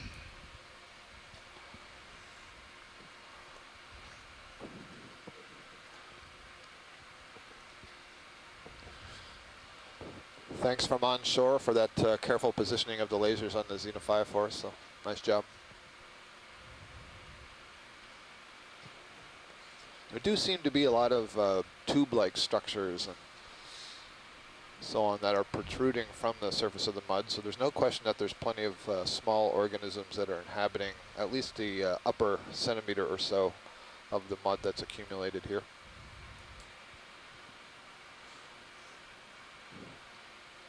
One thing you don't see too much of is a lot of tracks moving around that would suggest various kinds of deposit-feeding organisms, those that ingest the mud sort of moving over. You do in places, but I'm not seeing a whole lot of tracks. But it's clear that something is, disturbing, or as Jason Chater has written in, bioturbating the sediment. Bioturbating, or bioturbators, is a general term that we give to those organisms that will dig around in the upper levels of the sand and mud, and in so doing are overturning the sediments. That has a variety of effects, like introducing some oxygen down deeper into the sediments, overturning some of the nutrients and minerals and so on.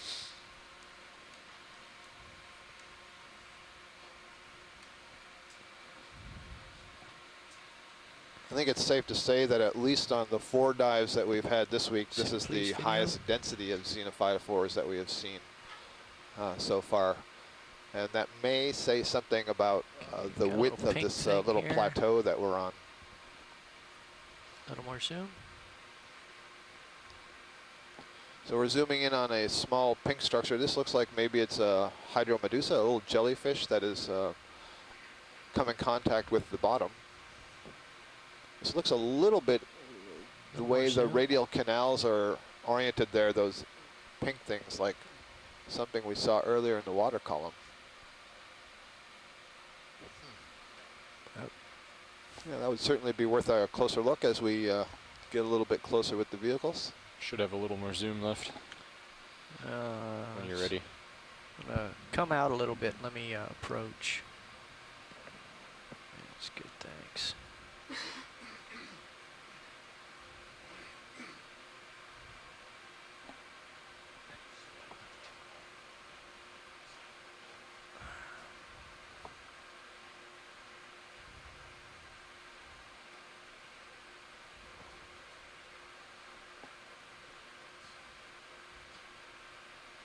Okay, a little more zoom.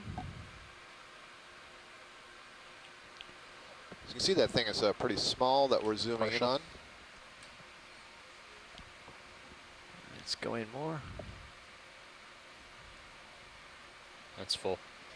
Okay. It's a tiny little thing. So this is a little jellyfish of some kind. I said I used the term hydromedusa, and if that's correct, it suggests that this is actually a medusa, or a jelly-like bell that comes from the group of cnidarians called Hydrozoa. I can see there's some movement on the left side of it. And I'm kind of slowing down, doubting myself, because I'm wondering if this is actually a little echinoid, because that pattern on the top looked like it was kind of pentaradial, like 5 little petals.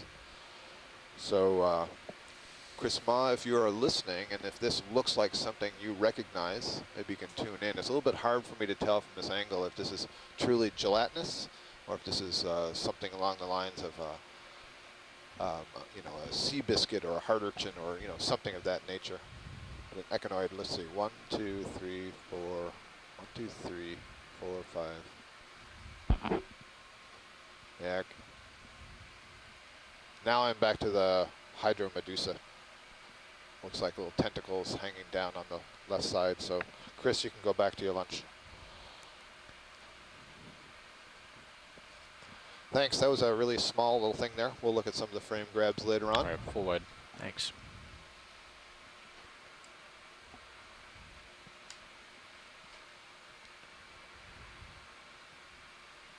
Guys, we have about 10 meters left in this move. Should we just keep moving? Keep it going. Another 20.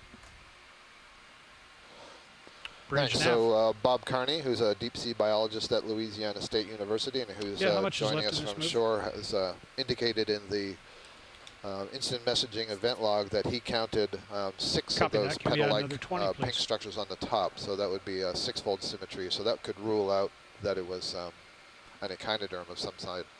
So I'm feeling pretty confident that that was indeed a Medusa that had just come in contact with the bottom, with the floor. So something you would commonly call a jellyfish. I couldn't tell from that angle if it was a true jellyfish or a hydromedusan jelly. Is this a crab or something in this burrow on the right side? Burrow on the right side. I was chasing the fish. Fish looks like the synaphobranchid eel. There's certainly something white inside this burrow. Lasers are just about to come on it. Hold that. Huh, that looks like a little coral skeleton of a coral, yeah. I'm not sure what that's doing in that burrow. Well, that's kind of interesting. Just rolled in there. Yeah. Okay. Well, there's some interesting reddish colored rock exposed here. I'm not sure if that's from an overturning of the sediment here. The burrowing has revealed some rock underneath. Jason Chater, a geologist from USGS, is following us on shore, so he may have some comments to make about that.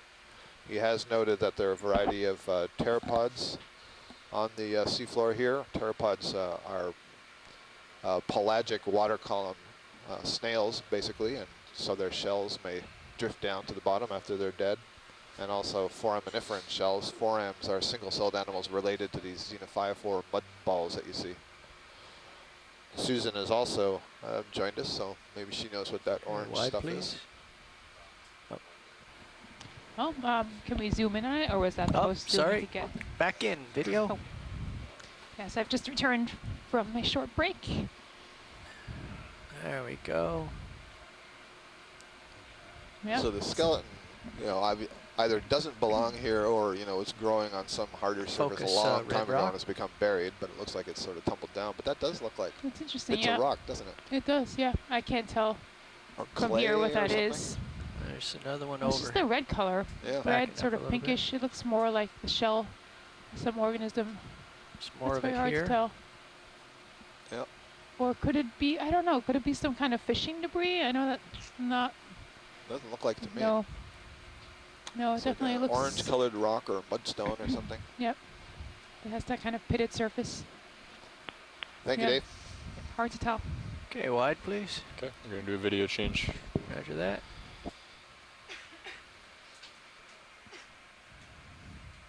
Oh, is there a shark, I think, moving off to the right side?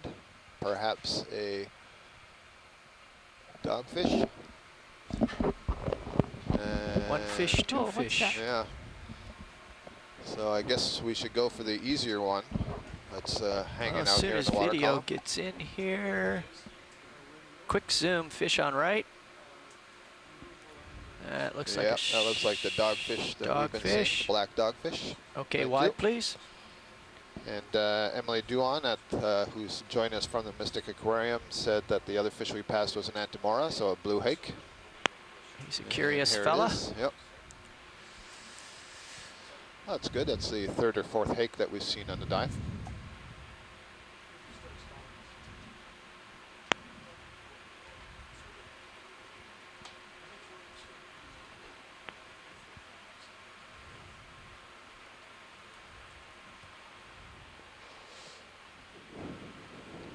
Got another burrow with possibly a shrimp. Snap zoom, please, video. Hole. Yes, indeed. Yeah. Holding court there. He's got his sensors out in all directions. You can see how thin and fine those legs are and how long they are. And those antennae just drifting such a 2 or 3 times the length of the actual body, able to detect things in the water column. There's also something else branched just in front of it. I'm not sure if that's algae that's drifted down or is coral, dead coral. What's the status of the ship now? So we are currently underway.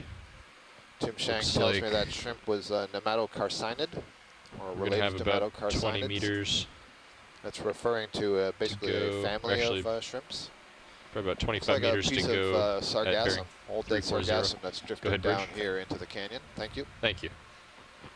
So 22 meters to go at 340. Okay. I think I can see the cliff coming up in Sirius at 75 meters out off to the port, off the port bow.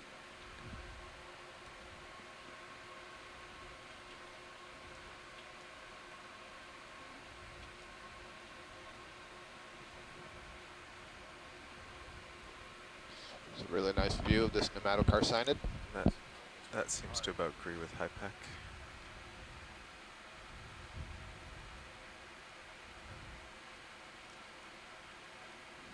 Okay, let's come wide slow. Yeah, all of these shrimp have 2 pairs of antennae. You can see it's the second antenna that are particularly long, the ones that are second, counting from the front of the head, and extend way out, a good idea of how many across the back and behind the animal. How far behind the ship Sirius is. We could let it settle out for a few minutes at the end of this, and then. Sure, and then take it from there. Yeah. Snap soon. Hold. It seems often when we approach a cliff, Synaphobranchus cutthroat eel. far behind, and then that shrimp that we saw is a member of the Caridian shrimp. Mike Vecchione from the Smithsonian believes the common name may be the thread-leg shrimp, which is a good name. The Caridian shrimp are quite diverse. There's a lot of different groups, but the shrimp that you're more familiar with eating would be the Penaeid shrimp, which are slightly less related to that shrimp that we were just looking at. So the things like the brown shrimp and the white shrimp and so on, the ones that make up the bulk of the shrimp fishing industry.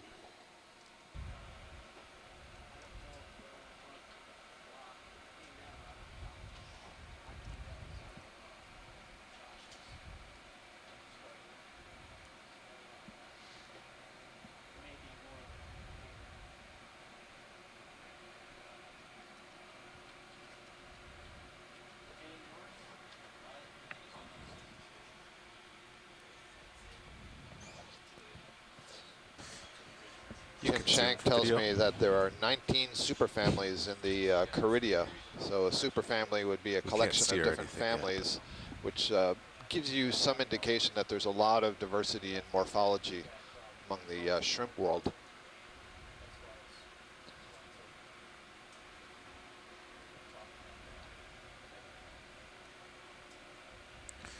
So pilot, you're zoomed in a bit on the eel.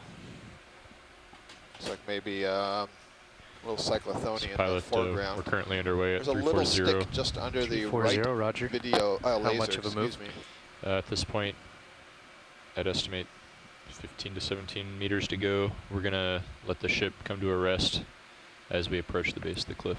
Okay. Are we our next move? Are we going to make our next move a little more westerly, or are we trying to get up this at a angle? Is that the? Well, we're heading toward waypoint 3. Oh, okay. Which is at about 340 bearing.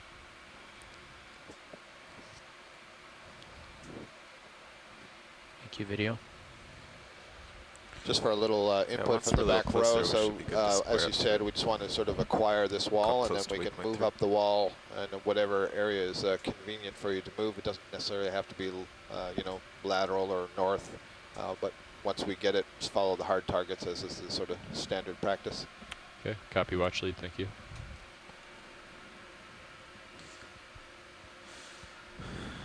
So maybe once we settle out, we'll, and we get a lock on the sonar, maybe we can just head straight toward the wall. Okay. Watch lead, co-pilot. Co-pilot's watch lead. Yeah, I bet you covered this during the last watch, but what are these little mounds we're passing? Sure.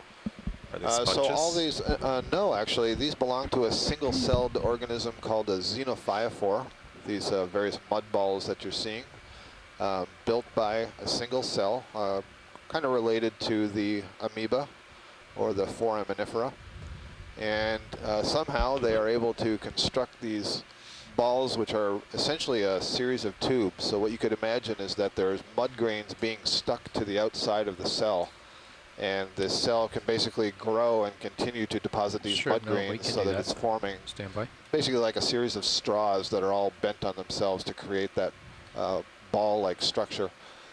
It's not clear to me whether the cell inhabits the entire structure once it gets to this size. I suspect that it's no longer inhabiting some of the tubes, the open parts that are in the center.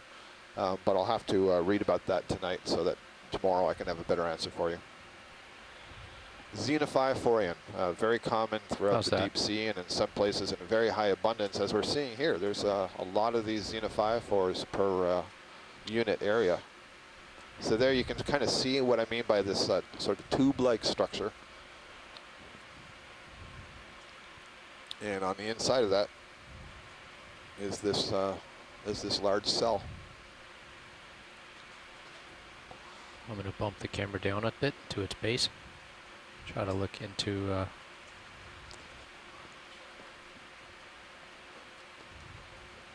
and once you're done, if we can flick on the lasers as you pull out, then we can again get a really nice image of the size of this thing. And I think it's really instructive. There's an octocoral polyp there on the left side, a single white polyp peeking up. Huh, how about that? A little recruit of something.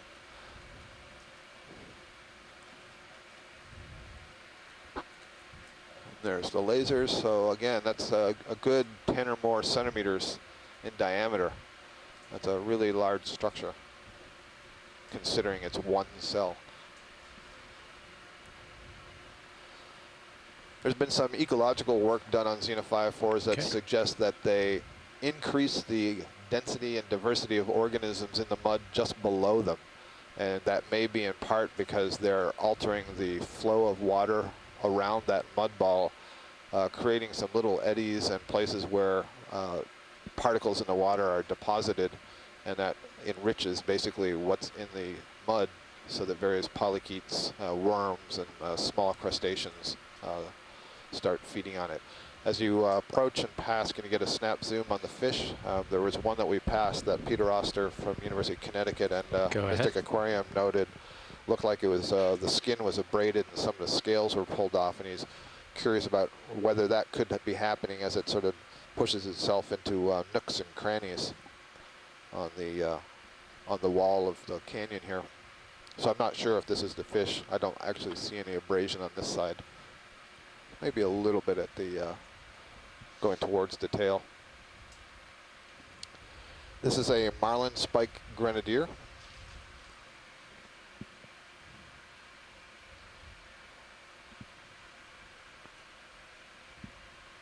And the one that had the abrasion was a different fish from this one. It may have been the eel that we were looking at earlier. That's a nice image of that fish, holding its position, using its pectoral fins.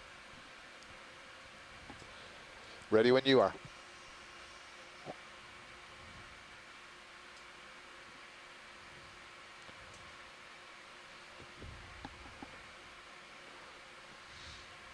Looks like there's, once again, some odds and ends. There's a different fish sitting right up here in one of these shrimp. And is that the tongue of a spoonworm that I see extending out behind the fish? So we probably should get the fish first. Okay, go ahead. This may be something different for the dive. Looks like maybe a little cusk eel, perhaps. Let's see. Yes, Tim, I agree that as we were zooming in, that did look like a sea pen that had toppled over or some other thing.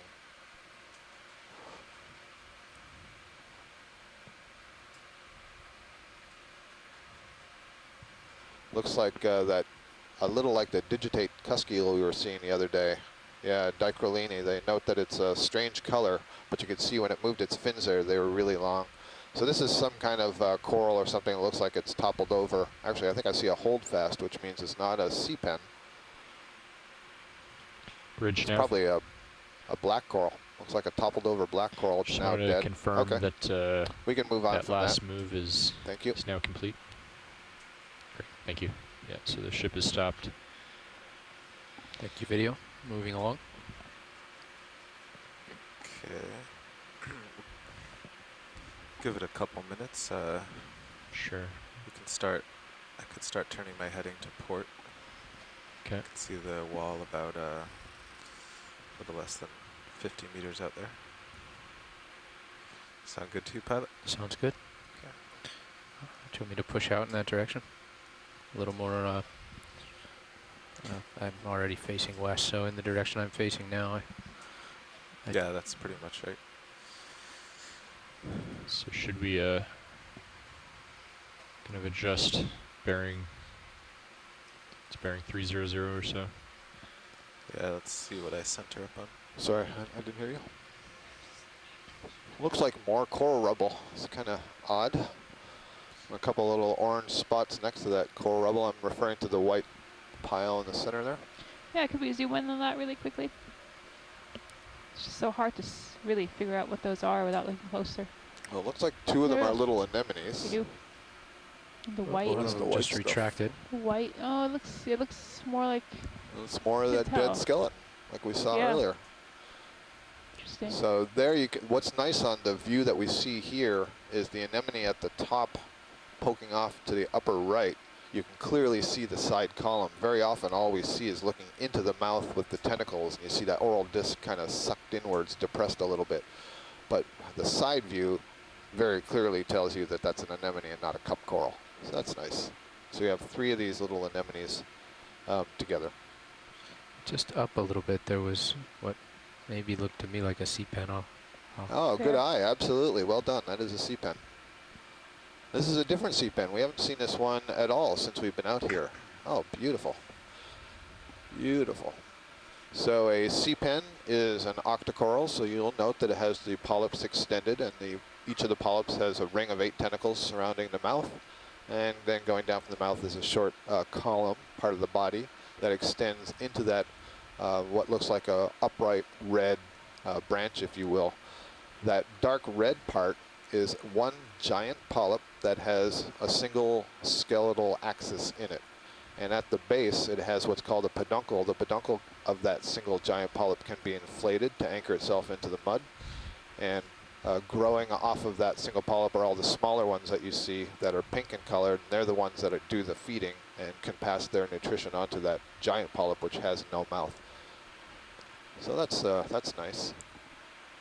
And that may be, I have to look up my sea pen genera later, but it may be Disticoptilum.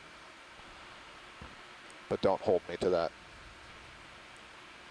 No associates on that sea pen. This is a relatively small one. Sea pens can burrow into the bottom, so there are some sea pens, not all of them, that could retract into the burrow upon disturbance. I don't know about that particular species. Again, we're seeing lots of these xenophyophores, and really large xenophyophores.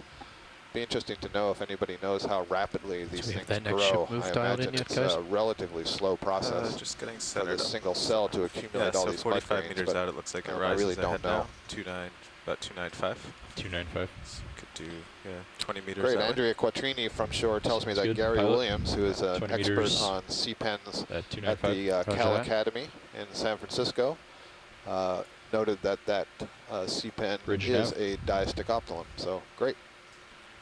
Learning my sea pens You too. got So it. what is it that's 0.1 drifting knots. here? Have you guys Thank you. noted that? The red thing, is that another shrimp or is that a squid? Looks like a squid to me. Go in, video. Oh, I wish I hadn't said that. All right, so this is the shrimp that we've been seeing, the thread-legged shrimp. He's passing over an ophiuroid, which is the name of the class for the brittle stars.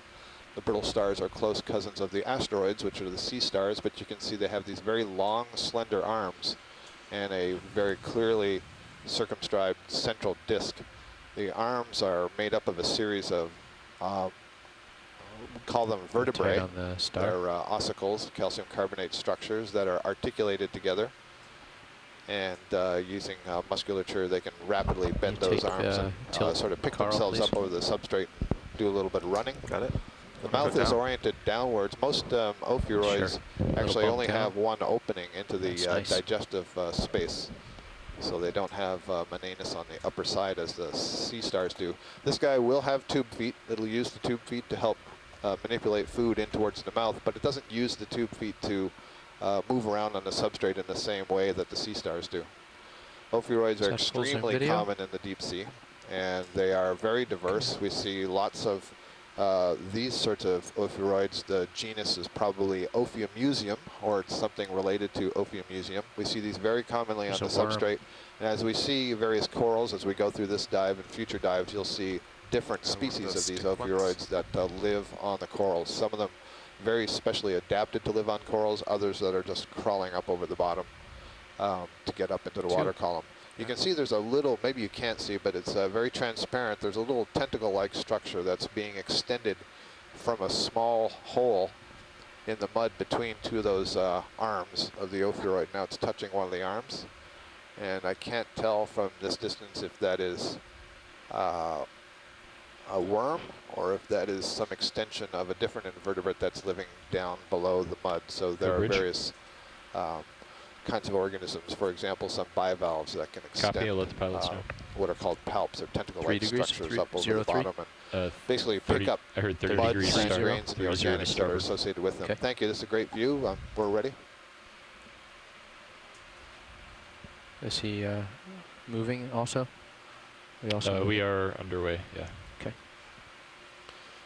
So as we gradually move over the sediments here, we are moving both the vessel and the Sirios sled. We are gradually moving towards this larger wall. The wall is some 120 meters or so tall, and as I described before, we're in this narrow end of this part of the canyon, which is sort of coming to a steep close, so we're kind of edging over there carefully. We don't want to move things so fast that suddenly we're at the wall and we can't reverse the direction of the ROVs or the ship. But we're making our way there. We're at a depth of about 1469 meters, and the temperature down here is cool, 4 degrees Celsius. What do you think, Susan? It looks like a little pile of debris here. Off to the left. Yeah, yep. on a clump of sediments or something. That's what it looks like. More burrowing piles, and there's something white off in the distance. What is that? There. What's that? Is that in the water column, or is that a paper bag floating? It looks. Or not a paper bag, I'm in a plastic bag. Must be No, from here. another Looks coral like there's an tumbled eyeball. down. Do you want to look at that rock? Sorry, we can look at that later. Well, yeah, actually, let's take a quick look at that rock that's disappearing off the right side. Yeah, it's a little standing out a little bit. It looks like the same color as what we saw buried before when it does. It's got Dave was slightly zooming in. more orange, reddish, orangish shade. Videos? So again, red is sort of an indication that there's more iron in the rock, and this does look red. That's right. Yeah. This does look very similar to what we saw before. That's interesting. There's a bunch of dead cup corals on it on the right side. I wonder if this is tumbled from above and those were on it and came down with it. This is interesting. Actually, now that I think about it, this looks like the same shade as the unit that we saw in Hendrickson Canyon. So that was the second dive that we did. Up there? We got up to the top. There was a much darker, sort of more reddish, brownish unit, and this looks similar to that. It has the same sort of slightly deformed look to it. That's what it looks like to me. So it could well have tumbled from further to, much higher up. Jamie Austin is suggesting in the chat room that this looks a little bit like a landslide. Okay, shall we walk over to that white? Yeah, let's check that out. Because a landslide would have the power to bring down all sorts of material from a range of depths. So it would cover the whole stratigraphy of the canyon, and that could explain why we're seeing this unit down here when we saw it so much higher up previously. Yeah, that was at 1,200 or 1,100 meters, wasn't it? Actually, that contact was at 1,465 meters. Oh, really? So that is exactly about where we are. Wow. So I think when we get to this wall, maybe there's a chance we'll see some more of that. Go ahead, video. That is That's interesting. So the power of keeping notes during dive. We can go back and consult our notes and see where we were. So, is that a skeleton? Yeah, it looks like a dead fish or something. I see skeleton and some tissue, especially at the back there. So this is very instructive. As you can imagine, there are a lot of organisms that are swimming in the water column way above us, and at some point those organisms die. And if they're not eaten in the water column, this is where they're going to end up, on the bottom. And essentially they will create a feast for the animals down here that are often starved for food or getting very low inputs of food. Yeah, you can see the jaw very clearly right there. If we can we get a Go ahead. as quick On the yeah, jaw, maybe? get Carl, zooms take- as close as possible, because there camera? should be Yep. organisms that are feeding on this Okay, there we thing go. and Go ahead, down on maybe the jaw. associated with the bones themselves. Watch There's a lead whole now. study. There's a whole study, a whole field of study, a Up, whole up. group of researchers who study the bones, the dead bones Let me of center it whales first. Oh, at the bottom of the ocean, and there's Okay. many species that are basically unique Are we to going to want living to on bones. stop you the can still ship see the here? teeth there. This What is was the probably move? How not long very was the old, is move? it? Especially 20 because we see meters the and tissue as we well. were And there's another one of about those halfway through, a structures little over halfway through when extending we from saw the bottom. I Looks think like we're some safe. yeah, transparent there's some time. tentacle. Yeah. Okay. So we're do just you wanna getting bring adjusted it- here. Bring it up, Carl. Once we get the vehicle adjusted, we'll get a good look at this fish skeleton. So again, this can't be very old, because there are plenty of scavengers down here who would be taking advantage of it. So I'm seeing something on that lower, I don't know, it's a gill raker, almost the lower edge of the screen. It's probably just an amphipod on the bone. But I'm certainly not seeing any What's all this stuff worms or swimming? something. A The little. swimming stuff are probably amphipod crustaceans. That's what they appear to be moving in that way. What's the and the pink? Yeah, so the pink is another amphipod, much larger. If you got a good look at that, you get a good sense of what a typical sort of amphipod looks like. They're also called scuds. That's a common name that is used for amphipods. And they are very well known, widespread, and diverse in terms of number of species of crustaceans in the deep sea.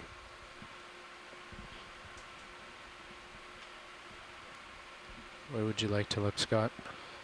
Well, let's Scan look at the around. top side, bridge. see if nearer those ribs there's any other organisms. It great, just looks thank to me like, there's some Bump up. flesh Yep. still on here, which really surprises me Ship that we're is not stopped, seeing a another whole bunch of 20 other degrees, stuff crawl all over. heading change feed on towards this. starboard to go. Copy.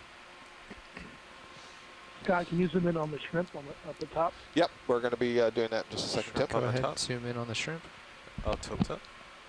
Go ahead. So I see some more amphipods. They're kind of orange in color, and then we're having a look at that shrimp that is just on the top. And let's see. I think that might be a mysid, Tim.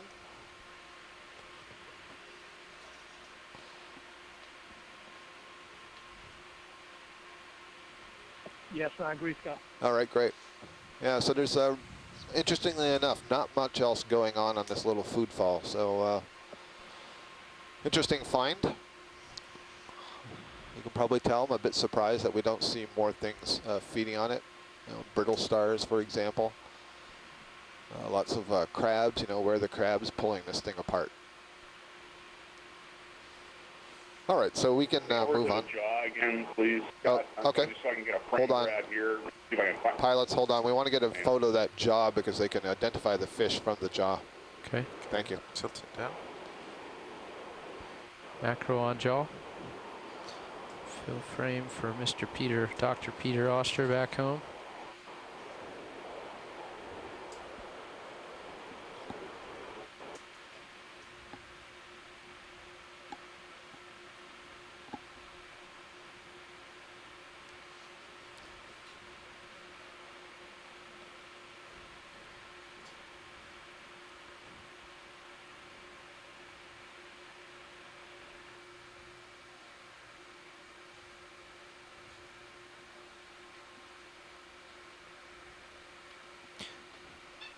Go ahead in.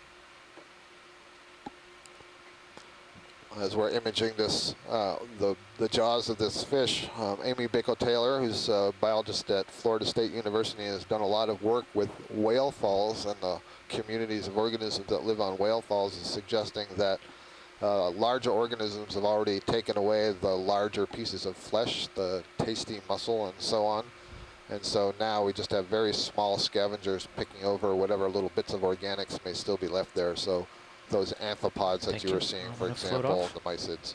I'll put So your that was a camera nice back little- up to the horizon. Okay. Yeah, I'll take it when you're done. Nice little view of that skeleton. Over time, there will be other things So that I've will made some progress. probably now. I think settle I'll on be the able to bones, reach try to extract some of the lipid from the bone. Steeper slopes. Okay, I'll push out. Raise whatever bacteria Looks is like growing I've got on it the about bones. 20 meters out, just to my left. Do we want to hold the ship here? Is it about done its move? The ship move was completed Yeah, 3 minutes ago. Let's let the ROV poke out. Okay.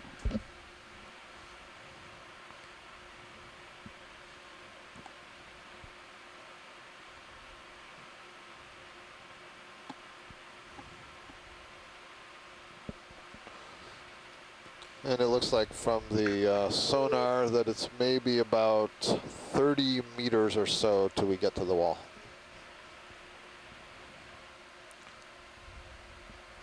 Zooming your sonar in pilot. Copy that. Still not really picking up a distinct feature there. Or maybe it's just 30 meters to some debris.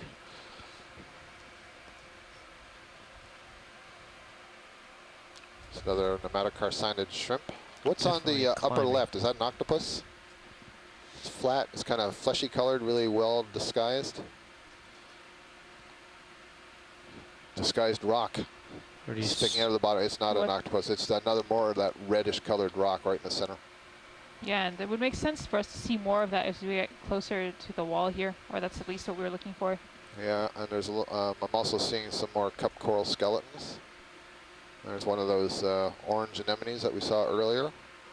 Meg Daly at Ohio State University suggested on an earlier day that that might be from the family Edwardsidae, which includes a group of anemones that Let's do can another dig 10 down meters. into the We're pretty mud. steady, like 29 meters away. And here we have another marlin spike grenadier. Looks like we're sloping uphill a little bit more steeply. Okay. 10 meters, 295. Yeah. Bridge nav.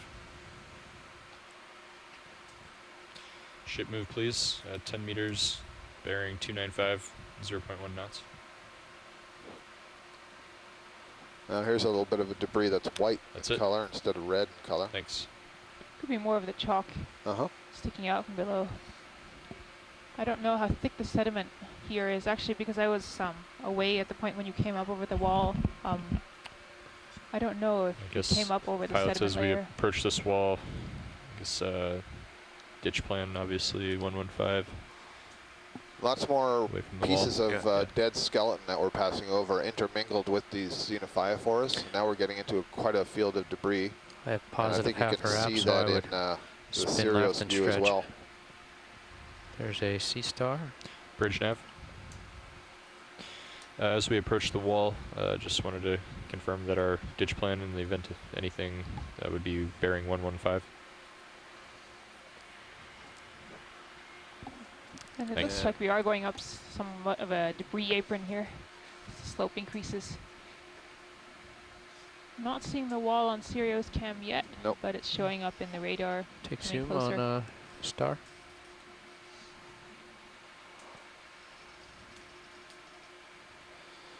So this looks like that's a cup coral that's on the right side, and then what we're zooming in on here is one of these sea stars, asteroids, Neomorphaster forcipatus. We now have the genus and species thanks to Chris Ma at the Smithsonian, who's put together a little bit of a sea star guide for us on his Echinoblog. There is an octocoral polyp, a red one there, growing off of this debris. This debris is bunch of cup corals that are growing together but have been dislodged from the Well, wall, and got there a is little one bit of live cup coral. sediment in the water, so I'm going to pull out of here.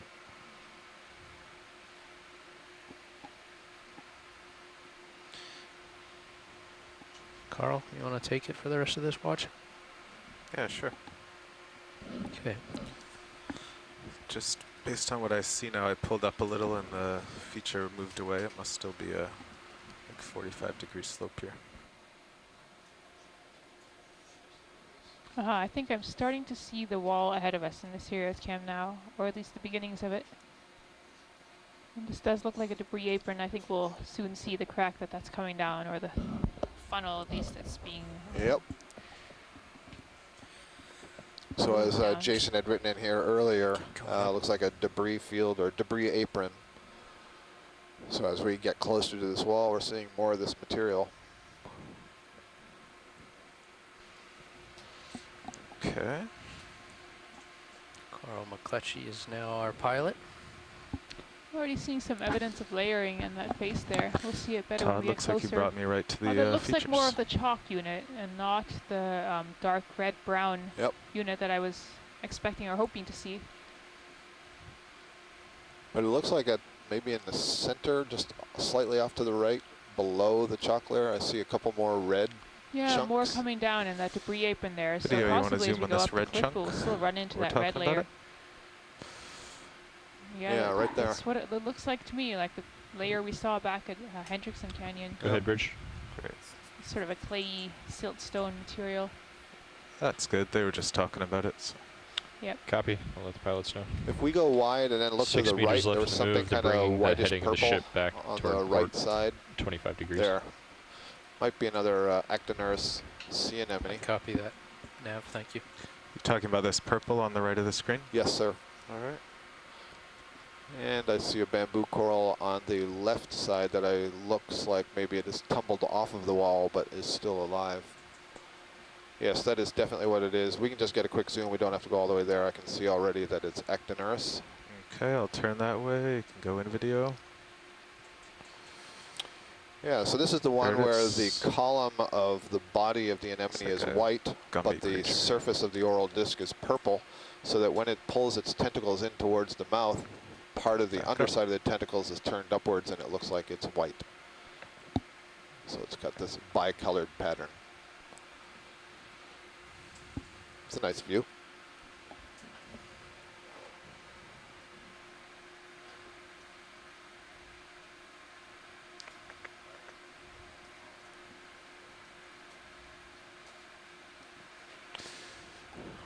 Fallen bamboo, left-hand side. It's off screen, Okay. upper left.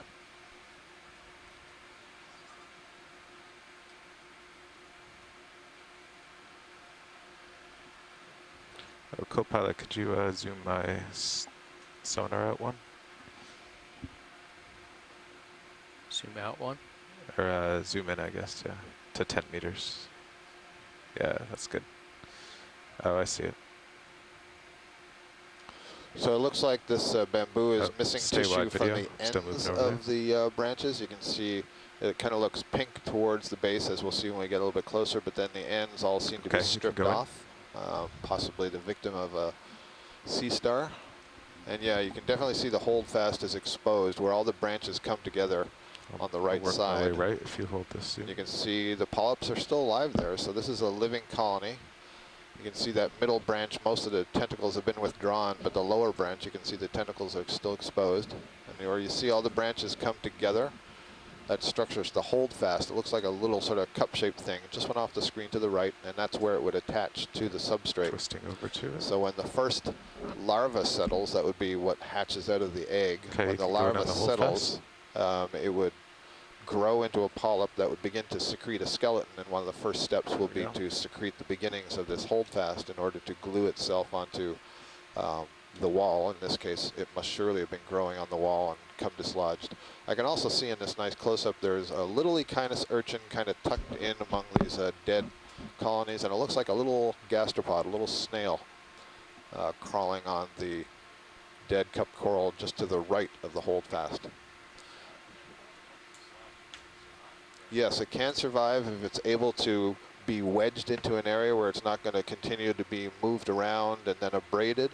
And probably what would happen over time is if it was able to be stable in this position, Okay, I'm now the about new 20 polyps that meters bud away. would start to curve upwards so that Ship the stopped a while growth of ago. the skeleton would reorient it, and you'd almost get like a right angle we as started, those branches grow yeah, it should be upwards so that they're stopping reacquiring the faster current off the bottom. Gonna spin soon right if But in it this hasn't particular already. case, you know, it's in a little bad bit, Carl. situation, and I'm not sure, Okay. you know, how That's often not- landslides and track. turbidity flows come through here, or other video wanna debris zoom in falling on some on top of polyps it. here. And so it's kind of a race between its ability to grow, which is probably pretty slow, and those other processes burying it. Trying to get this dead and live part together. Yeah, so that's nice. You can clearly see that, you know, the tissue is still alive, even though there are places on the colony where the skeleton is exposed. And you know, this is the sort of justification we use when we do our collecting for morphology, genetics, reproduction, physiology studies. We just take a clipping of the colony because we know the rest of the colony can survive without one of the branches. Thank you, that's good for me, so when video is good. Okay, yeah, whenever you're good video.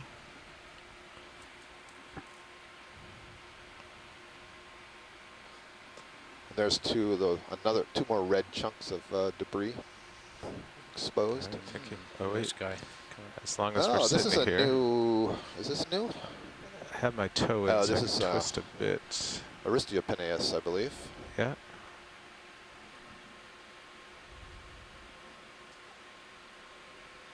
There we go.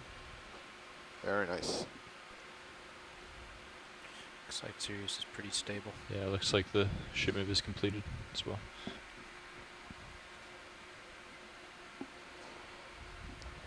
So I believe this is the Scarlet Shrimp. I'm not entirely certain. It's very purple in color. That may just mean that it's filled with eggs. Okay. But if it is the Scarlet Shrimp, it's in the genus Aristiopsis. With my toe in video, I can't really follow him much better. Aristiopsis edwardsiana, commonly known as the All right, Scarlet well, Shrimp are or we the wide Great now? Red Shrimp.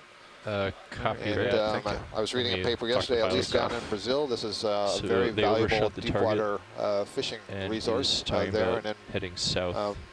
the Mediterranean as meters. well. How far did he overshoot? Bridge nav. So Yesterday you I overshot misidentified the that target shrimp by as 10 meters, is that right? Bathypalemonella. That is not Bathypalemonella. Copy, okay. 12 meters. Want to make a 5-meter move south? Yeah, I have him back up 5. All right, bridge nav. Oh, great. Let's move back 5 meters. Southeast. Yeah. Southeast. You can see in Sirius view, which is on video channel What 2, we that want pilots. once again, What's their the their Deep reciprocal or Discoverer whatever we're ROV moving? has encountered this So wall. This is a 39.5, so pretty big 11, feature. We estimate 11.15. it's going to be, what, Yeah. 100, About 120 100, 100 meters. 5 meters, Yep. 115. 100 meters in height. And so we want Oh, to that's the bailout direction. That's correct. position the ship and Doing a mini ROV bailout. somewhat off the wall so that we don't get carried in it. So far, most of these walls that we've seen have been inclined to form a brow or an overhang, such that we're often working Currently 18 with meters this away. wall creating a bit of a roof, which is a little bit dangerous conditions to be working in. 300 from Sirius. So I have a note from Mike Ford in the event log. Go in And he on this notes, cloth if you were material with in us the a little center bit video. earlier, we came across this little, hold on a second, looks like some trash here. Looks like trash, yeah. Okay. Oh, Sea walking through the spider. water, that's nice. Oh. That's nice. Go I bridge. don't keep believe him. I just want to be sure that this That's is it. an Thank you. isopod and not a picnogonid, if we can get a good close Okay, we're view moving. of that. That 5 meters, 115.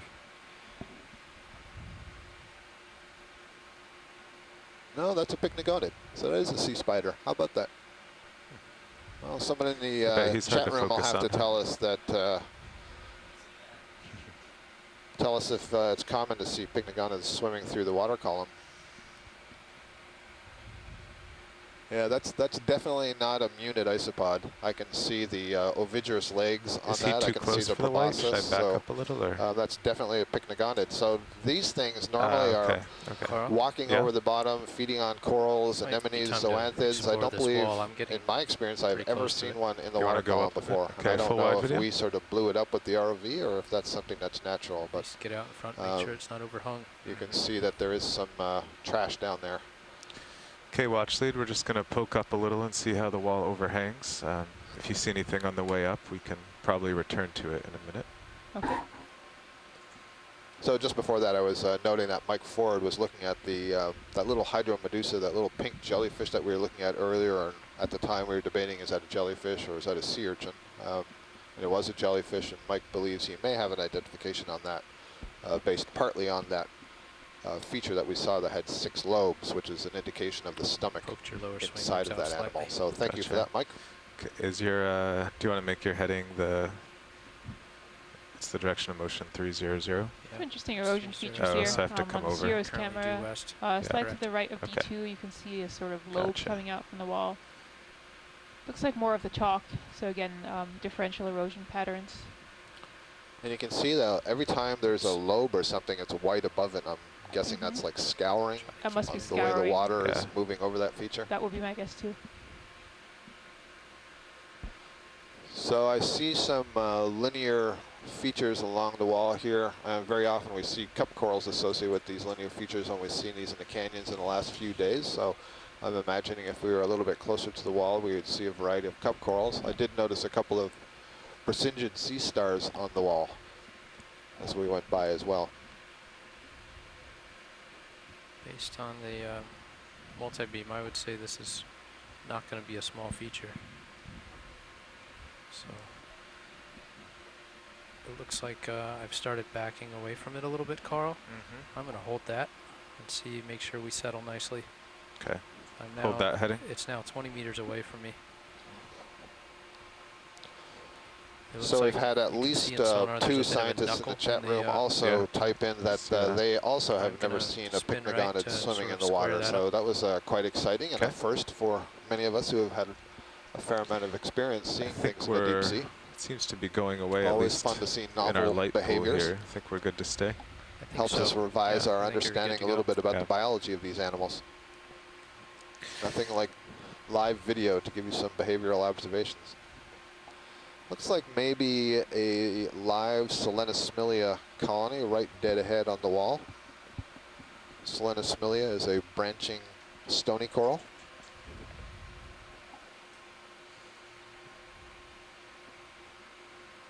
I can definitely see live cup corals as well. Video want to go on this coral? Yeah, I would, thank you.